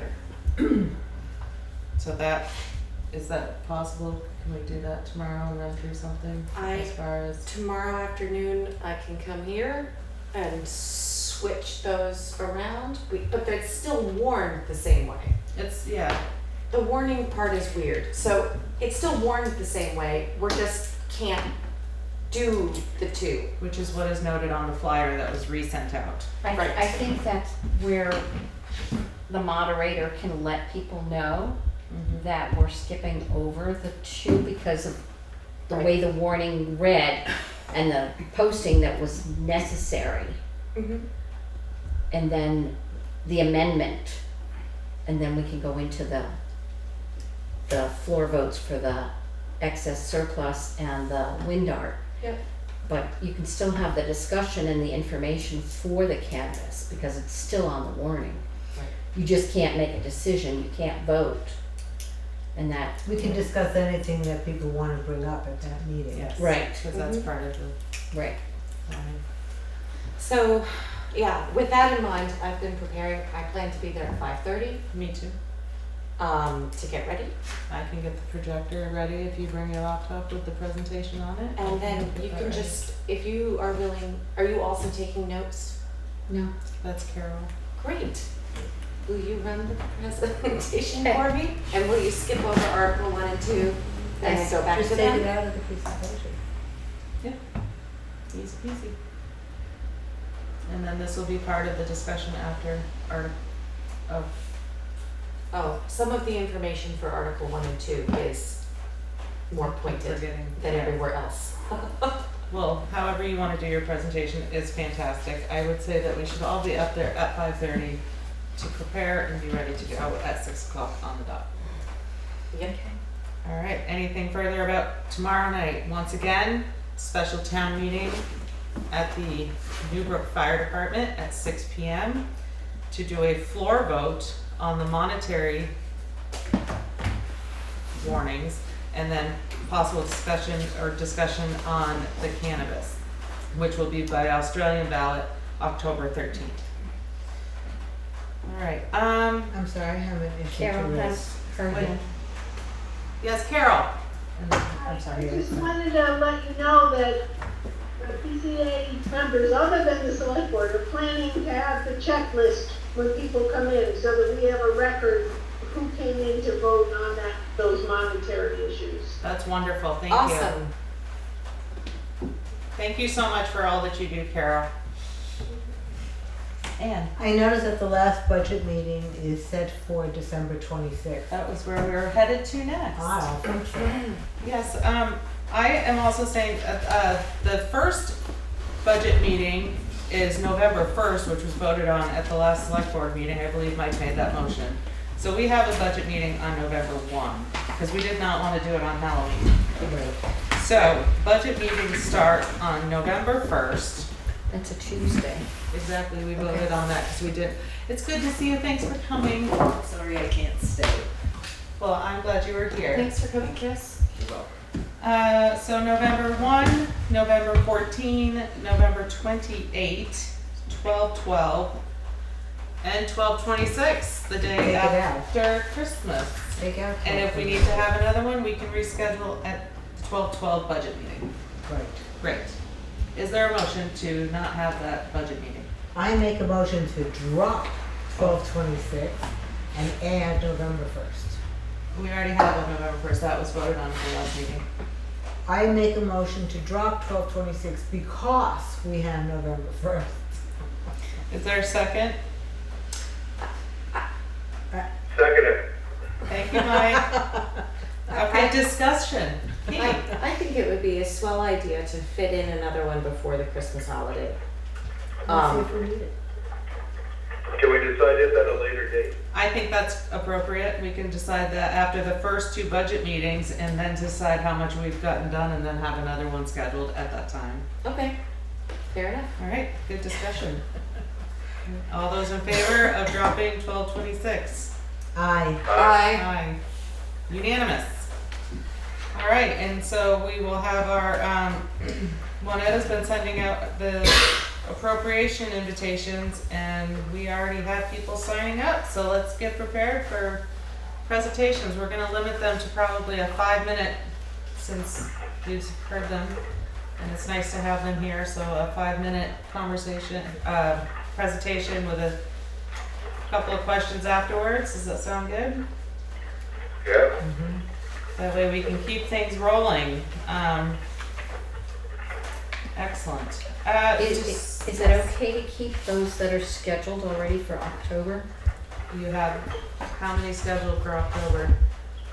I have a feeling October 17th is going to be a really big conversation with V-Trans that I'm going to at least project for an hour. If the sheriff was 45 minutes, V-Trans is going to be at least an hour, so we have a lot of questions for V-Trans. Do you have somebody scheduled for the 17th? I have somebody scheduled for the 3rd.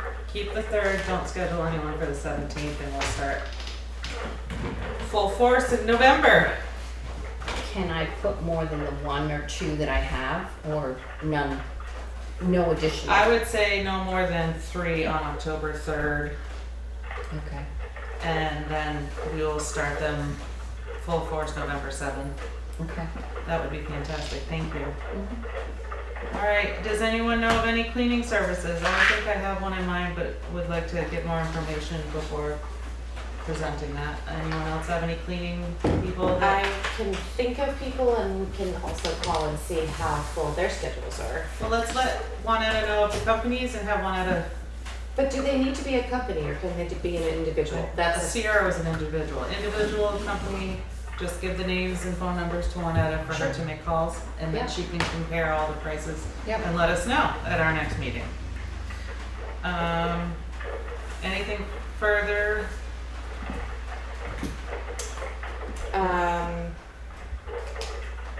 That's all. Is there a motion to accept the administrative assistance report? I'll make a motion. Thank you, Mike. Thank you, Katie. Any further discussion?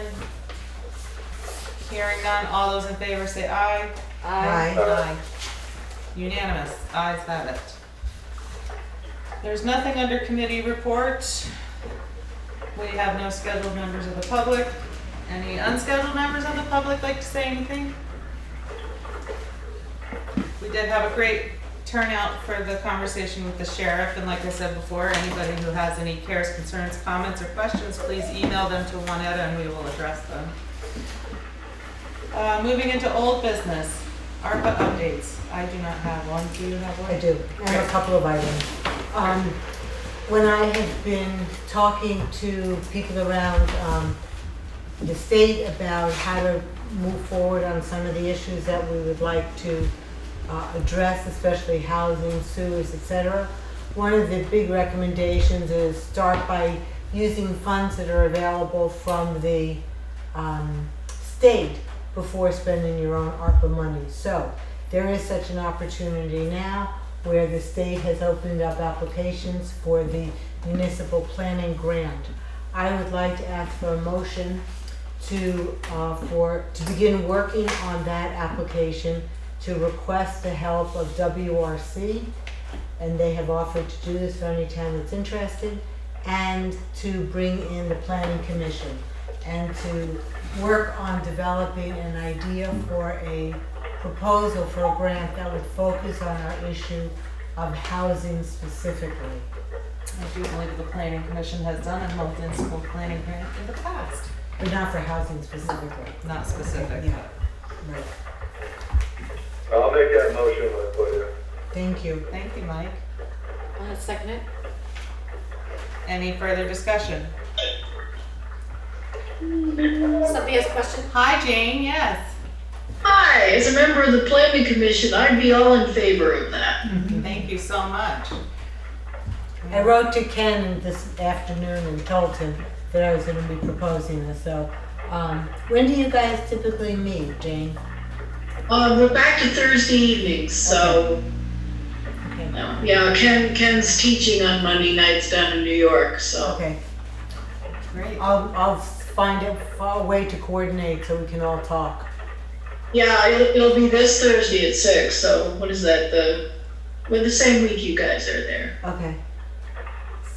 So will you be the coordinating person between the two? I will, if you would like that. You And are I will up for also, it. I will also let WRC know. Okay, so then other things I wanted to bring up related Wait, to. we have a motion on the I'm table. sorry. I thought- Any further discussion on the motion? Hearing none, all those in favor say aye. I, Alright, Aye. Ayes have it. Your next Okay. update. My next update is, I had previously said that in terms of the ARPA funds, that VLCT was putting together a approach how to legally take your ARPA monies and be able to, I forget the exact technical word, but basically transfer it so that it can become part of your town funds. And the advantage to doing that is you can then treat the monies as you would any other town funds with all of the approval and, what do you call it? Bidding processes that you use for the town rather than having to go through what the federal rules are. So I contacted VLCT and they said they're gonna be announcing those this week. I told Melissa and I are gonna take a look at those, we'll share them with everyone else, and then we'll make a recommendation probably for the next meeting, even though I won't be here, to ask for your approval on taking that approach, which I think just would make our lives dramatically easier. And I saw that email today. Yeah. It looks like it's the best. It would be a good thing to do. We also have talked about the business loans or grants rather, and I was in touch, we had been waiting on finding out if BDCC was gonna get approval for the federal grant that they were applying for to work with towns on their business development ideas. I contacted them today and they have not, they've gotten waylaid in trying to complete this application because it's fairly complex. But they are gonna get back to me, they should know next week sort of what their time frame is for when they when they think they would have an answer regarding that grant. So I will let people know what I hear in terms of that. And sorry, I forgot to bring all of my notes, but the one other thing I wanted to say was that I had promised to pull all the information together that we have so we could put it up on the town website. We did get that page created on the town website. I just have not had a chance to pull together all the materials that we want to put there. But Lynette, I'm probably gonna have to ask for your help on this. We will get that done. Not forgotten, just. Life got too complex. We have had a lot going on. There's been a lot going on. This Thank you fell to for the all of bottom. your updates. Okay. And all I of think your that's hard it. work. I think there's something I'm forgetting to update, but I'll do it next time. Necessary. Come back. Yeah. Thank you so much, Anne, for all of your hard work. We really Thank you. appreciate your information and lots of time put into it. All right, anything else on ARPA updates? Was that a race name, Lynetta? no, Okay. no. Katie, cannabis updates, or are we good to go? Juanetta went to one meeting and has notes for me. And we will compile them. And I am listening to another discussion that was a roundtable discussion right now. I'm trying to glean as much information as I can from it. And we'll have that information for you, if not tomorrow, for the meeting, which might be a bit ambitious. October 3rd, we can To have the it. next meeting. Great. And have a little bit more information specifically about how the town CCC can operate and within the zoning, enforcing zoning laws. There's a lot. So what I'm listening to right now is really interesting. And I think Juanetta has some more input as well. And so together we're gonna figure it out. When is our informational meeting on cannabis? Don't we have another one?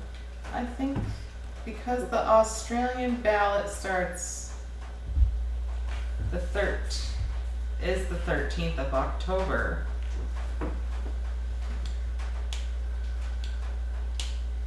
Can we have it the week before? Is there a time frame that we need to have an informational meeting? Or can we do it as part of our October 3rd select board meeting? I thought we were gonna do it prior to the October meeting. That sounds great. I'm not sure if there's a time frame or not. So why can't we put it under old business, cannabis updates, and include the information that we compile as part of that information? Can you find out from our town moderator if that's, If we have to have a separate informational meeting. We could do it at the same day I as feel the like we select board talked meeting. about this and I can't remember. Why don't you now. just ask the LCC? if we can do it as part of old business during our October 3rd meeting?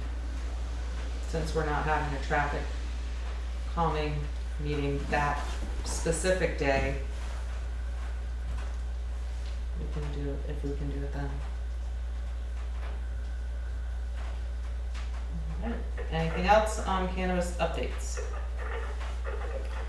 I'm sorry, isn't really the question for VLCT when? Is there a time frame we need to have the informational meeting prior to the Australian ballot? Right, and if there's not, Okay. can we have it at our regular select board meeting as part of the agenda? Okay. Perfect, thank you for that That could clarification. Alright, anything else? 13, we have to walk back 20 days. Just looking. Well, that's when the early voting starts. The early voting starts next week. Mm-hmm. So I feel like there's something I'm missing. I feel like we have to have it before the early voting starts. We did That's have part of the one. question. Can you send out an information email tomorrow with what you find out, please? So we can make a proper decision. Or not a decision, we can't do that. So we know the information. But doesn't it count that we already had an informational meeting on this? No, because it's a new warning. Okay. So why can't we treat tomorrow night's information? Because we haven't told people. Yes, we did in the warning. In the Yes. first initial warning, we declared it. But we declared we're gonna vote on those issues, we didn't declare there was gonna be an informational meeting. But we didn't change the warning because of the 30-day. So the warning had to stand. Right now, it still looks like it's gonna be part of the discussion. When Deb takes control of the floor, she'll explain that because of the retail cannabis 1 and 2 were warned incorrectly, the town cannot do a floor vote to approve or deny cannabis, but you can still give information in order to make an informed decision. So we need to know if that will count or if we need to have a whole separate meeting and we need to know like tomorrow by noon. Yeah, as soon as possible. I also think that people aren't expecting it tomorrow night, so I think a Oh, lot. we sent it's a on the flyer to flyer. every single resident. One sec, let me just finish. I mean, tomorrow, people aren't expecting, because of the new flyer, they're not expecting a discussion about cannabis tomorrow, are they? I just got a text message from somebody who's hearing that the vote's still on from other people, so we have very confused town people. Yes, we do. Can you find out those answers and let us know if that is still okay to have an informational meeting or if we need to have it at some other time? And let us know as soon as possible. I'm just gonna say one last thing, I Yes. promise I'll shut up. No, you're fine. I'm That, sorry Deb left. was she here? She was. That there may be a need to have another, tomorrow, great, whatever we can cover so people are more informed, fabulous, all in favor of that. Mhm. There might be a number of people who don't come to it tomorrow because they're not expecting it. And so there might be a use to just let people know that this, whether or not it's officially an informational meeting, that it will be discussed again at the October 3rd meeting, just so everyone is clear, or they can listen to the tape or whatever. Right, that's good. All right, anything further? moving right along, flood hazard bylaw update. I have not seen anything. As far as I know, it's at the hands of the planning commission and I don't think we have to keep it on our agenda. Alyssa, so we will take that off until they present us with something. Number 4 is the ideal program offered by Vermont's Office of Racial Equity. Anne attended that Yes. training and has a It wasn't a training, it was an informational a meeting. session. Sorry. So IDEAL is a program started by the state, and what they are trying to do is put together municipalities to learn from each other and support each other in taking on issues of diversity, equity, and inclusion. They ask municipalities to apply to be part of this. They have some grant money to support a town that wishes to be part of it. And they ask what topic you want to take on. So some people want to work on issues related to the police. Other people want to work on issues related to perhaps inequities in housing, especially if you have a larger town and you have more housing than we do, or other related topics. They ask a lot of people who are going to be part of the program, and I have to say it was a lot more than what I personally could do. So there are going to be like 2 meetings a month, I believe it was, or one meeting a month. 3 out of 4 months, those meetings are in person around the state. They ask people to be committed to do readings and learning and really having an open mind to taking on these issues in a very full and complete manner.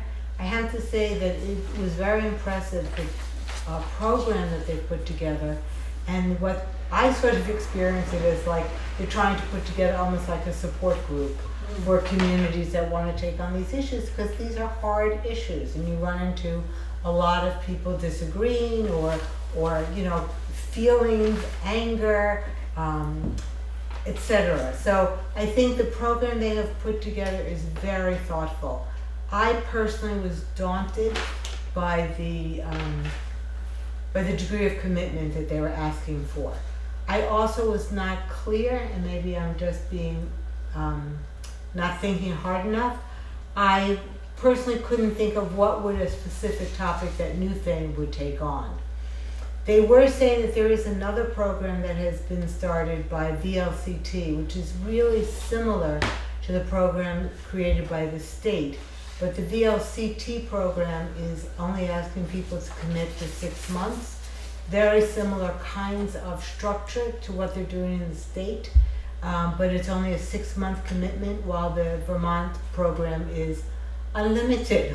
I asked the question, well, how long a commitment are you looking for? And they said, basically forever, until the problem is solved, which again, I understand. If you want to really take on these issues, there's no real time limit that you can predict for when you're going to complete. So I came out of the learning all this information feeling like the ideal program was not the right one for us, that the VLCT program I was curious to learn more about.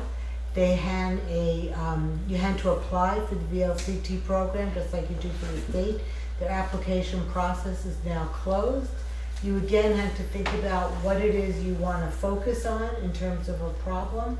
I would say if there are folks out there who are thinking about this issue in terms of Newfane and you want to get to us at the Selectboard with recommendations about what topic or issue you would recommend the town might look at, that when VLCT reruns this program, which I'm assuming they will, although I don't know, but if they do, perhaps on the second round we can see what other towns did, see what people would recommend for Newfane as a topic, and then consider it, whether or not it's the right thing for us in 6 months.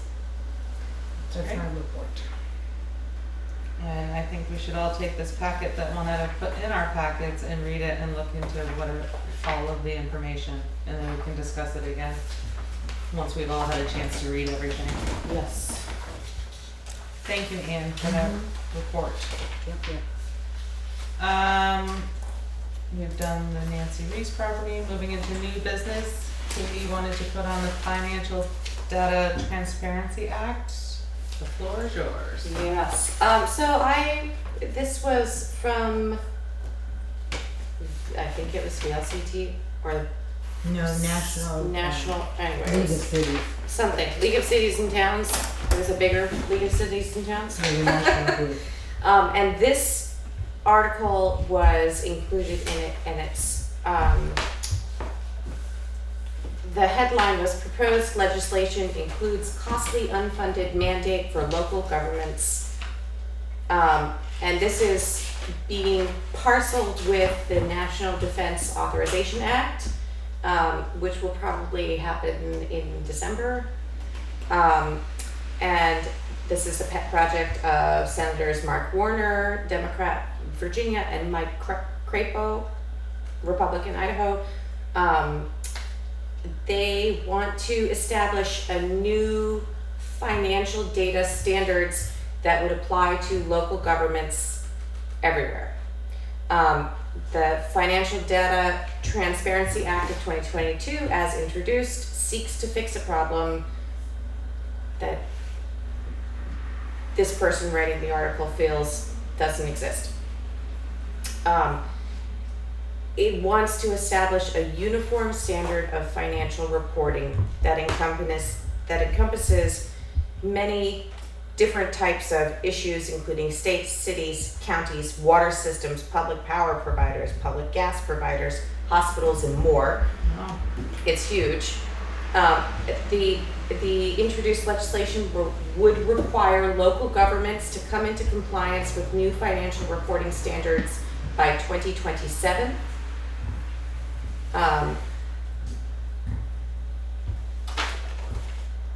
The reason for it being questioned is that it would mean the potential loss of information that's currently included. 1 second. Yes? Yeah, Zoom crashed on my computer, Oh shit. Shoot.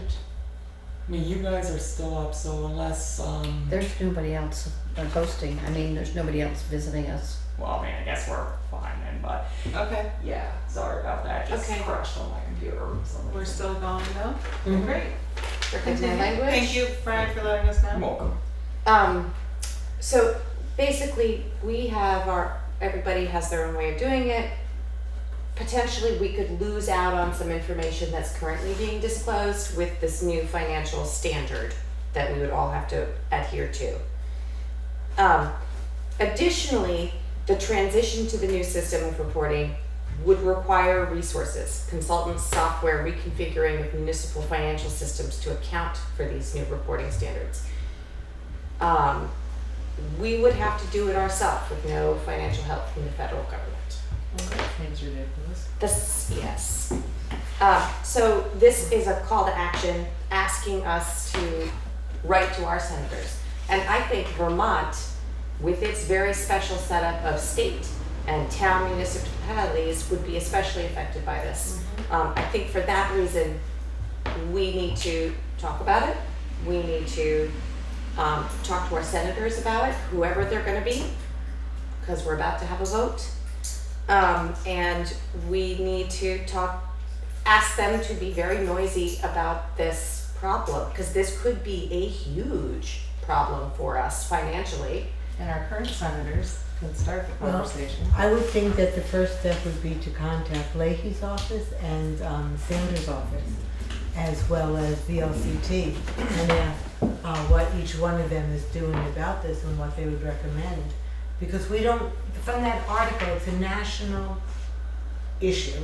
Right. We don't know whether or not Vermont happens to conform to the requirements that they are listing for this new. That's true. We have no way of knowing. I haven't had a chance to actually read the legislation myself, which I'm is sure given a we number. could figure it out. But I would like to talk a little bit more about it, and I would like permission to start making. I would go right to Leahy and Sanders' office and All ask right. them, Go ahead. because to find out whether or not it is even an issue for Vermont. We need to know the information, so why not? And then VLCT, what they say. Okay. And we'll keep this on, old business steadily. I've written to their offices in the past when I needed help on things not related to the select board, and I was impressed by how quickly someone got back to me. Okay. That's good. They're very responsive. Via email? Via email that I do. Great. They have a great staff in their offices. Are they, they're briefly in session now, so they should be in Washington. It's irrelevant if they're in session or That not, doesn't their matter. staff is always available. Okay. All right, so we will just. I'm sorry, and VLCT should also be contacted, because again, when I read that article, my question was, does it apply to us? It's a national thing.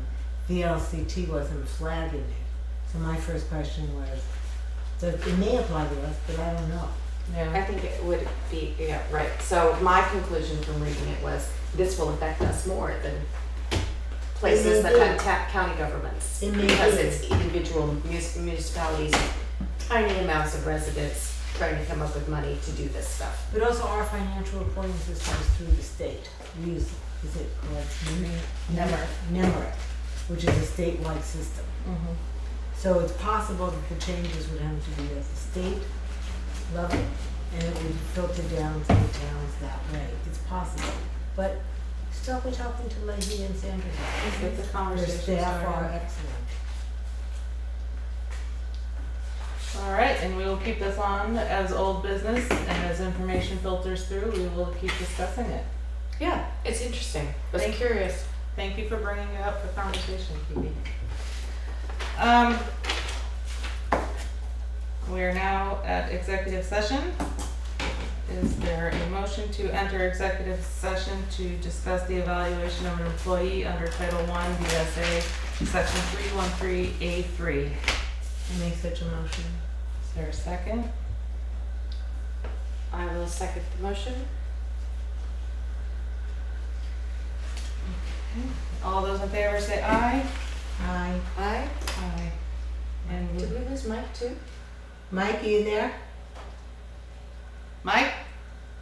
We lost him. Is he sleeping?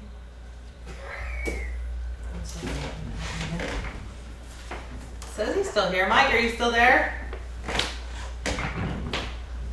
Mike? Did he put himself on mute?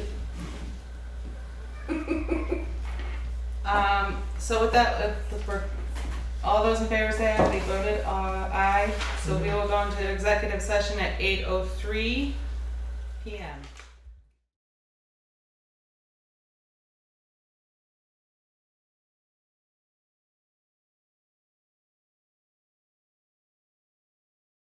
Motion was made to come out of executive session at 8:21 by Mike, seconded by Ann. Everyone was in favor. The outcome of this executive session is that there's a plan in place to discuss with the employee. And with that, is there any correspondence? No.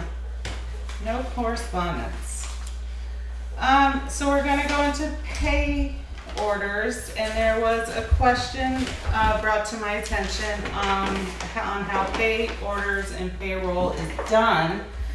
And Ann emailed VLCT to find out, because as long as I have been on the board, we've always gone off camera and done pay orders, but they're always available to the public.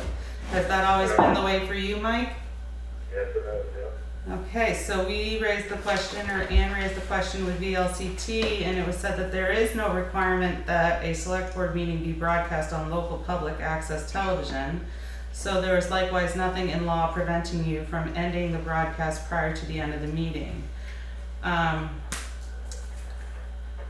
It also says you are also correct that you are not entering executive session when the broadcast ends. It appears the meeting is still continuing and open to the public in the physical location, and executive session requires an affirmative vote of the board to enter, which is not what that is. So, people who are interested in hearing about pay orders and payroll can attend the meeting in person and witness the paying of the orders and payroll and any discussion involved in the process. As I said earlier, they are open to the public, and you can come in and inspect them anytime. Just contact Juanetta and make an appointment, and that would be great.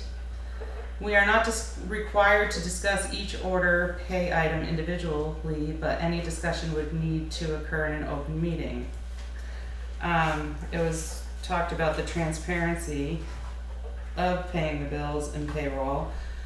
There are political considerations regarding transparency and the expectations of the residents. It's probably worth stepping back and debating whether this is the best practice given the issue that arose, or maybe turning the broadcast off unnecessarily creates the appearance of lack of transparency, or maybe this is one of misinformation to the resident. But we are not required to continue the broadcast since we are not required to provide the broadcast in the first place. It's something that we do silently in pairs, so I don't really understand what the benefit of keeping a video on is. We are double checking Melissa's numbers. We each have different things that we're doing, and we're making sure that everything adds up. We're not talking about it. We're not listing it and reading it aloud, so I don't understand what the public would gain for having us watching the top of our heads. Right, that's why we've never broadcasted, as I understand it. Because I asked my husband, he was on the select board like 12 years ago. One second, Mike, one second, Mike. speaking. But I think the point is, I think it's fine the way we do it. As a resident, I have no problem with it. Because you can always come in here and get whatever information you might want. Apparently other towns do it differently, and some towns stay on BCTV and will talk about each item so that anyone who wants to know could know. I find that I'd be shocked if how many people actually watch that, but maybe I would. I would say that if there are town residents who feel strongly that they want us to adapt our behavior and handle pay orders differently, that we should hear from people. People should let us know, but this is the first time it's been raised as a concern. So who raised the concern? A resident. A resident of the town of Newfane. Oh, okay. So I think if folks have any cares or concerns regarding this issue, to please, again, let our administrative assistant know, and we will address those cares and concerns and questions and make a more definitive decision after. But I think the two things to clarify is we're not going into executive session when we go off camera, and we information about payroll amounts are not necessarily listed in the meeting warning because they aren't available from Melissa at that point in time. Right. She puts them together in order to get everything together at the last minute so she doesn't miss anything. She does it on Monday and the warning has already gone out. That's why it's not in the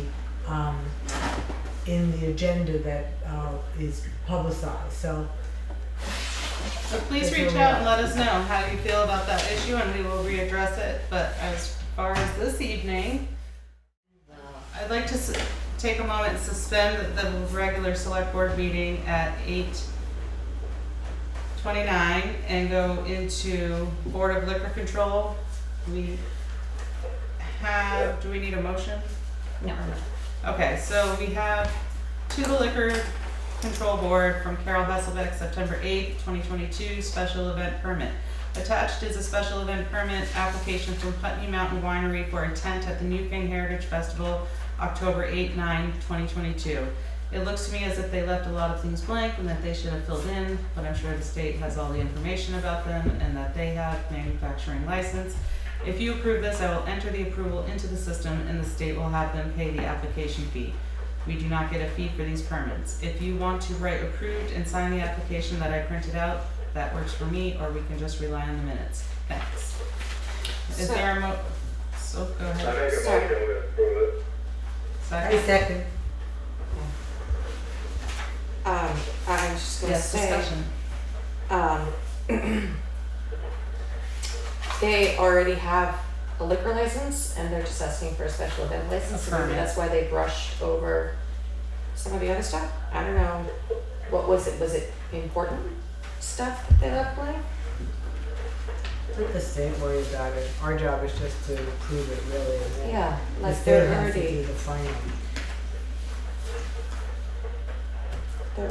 They came every year lately. Yeah, they have. But now, see, lately, it's kind of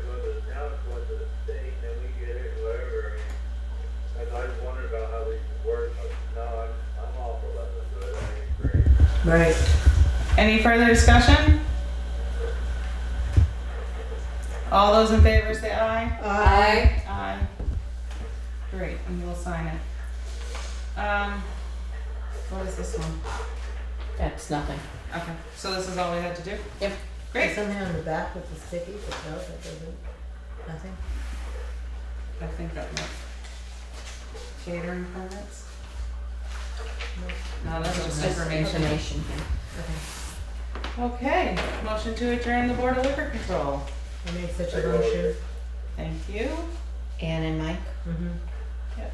And motion to go back into regular select board meeting I'll make a motion to return to a regular select board meeting to At eight.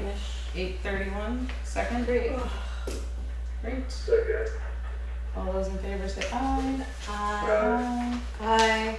Okay, and now we will go to pay orders. Thank you everyone and have a great evening.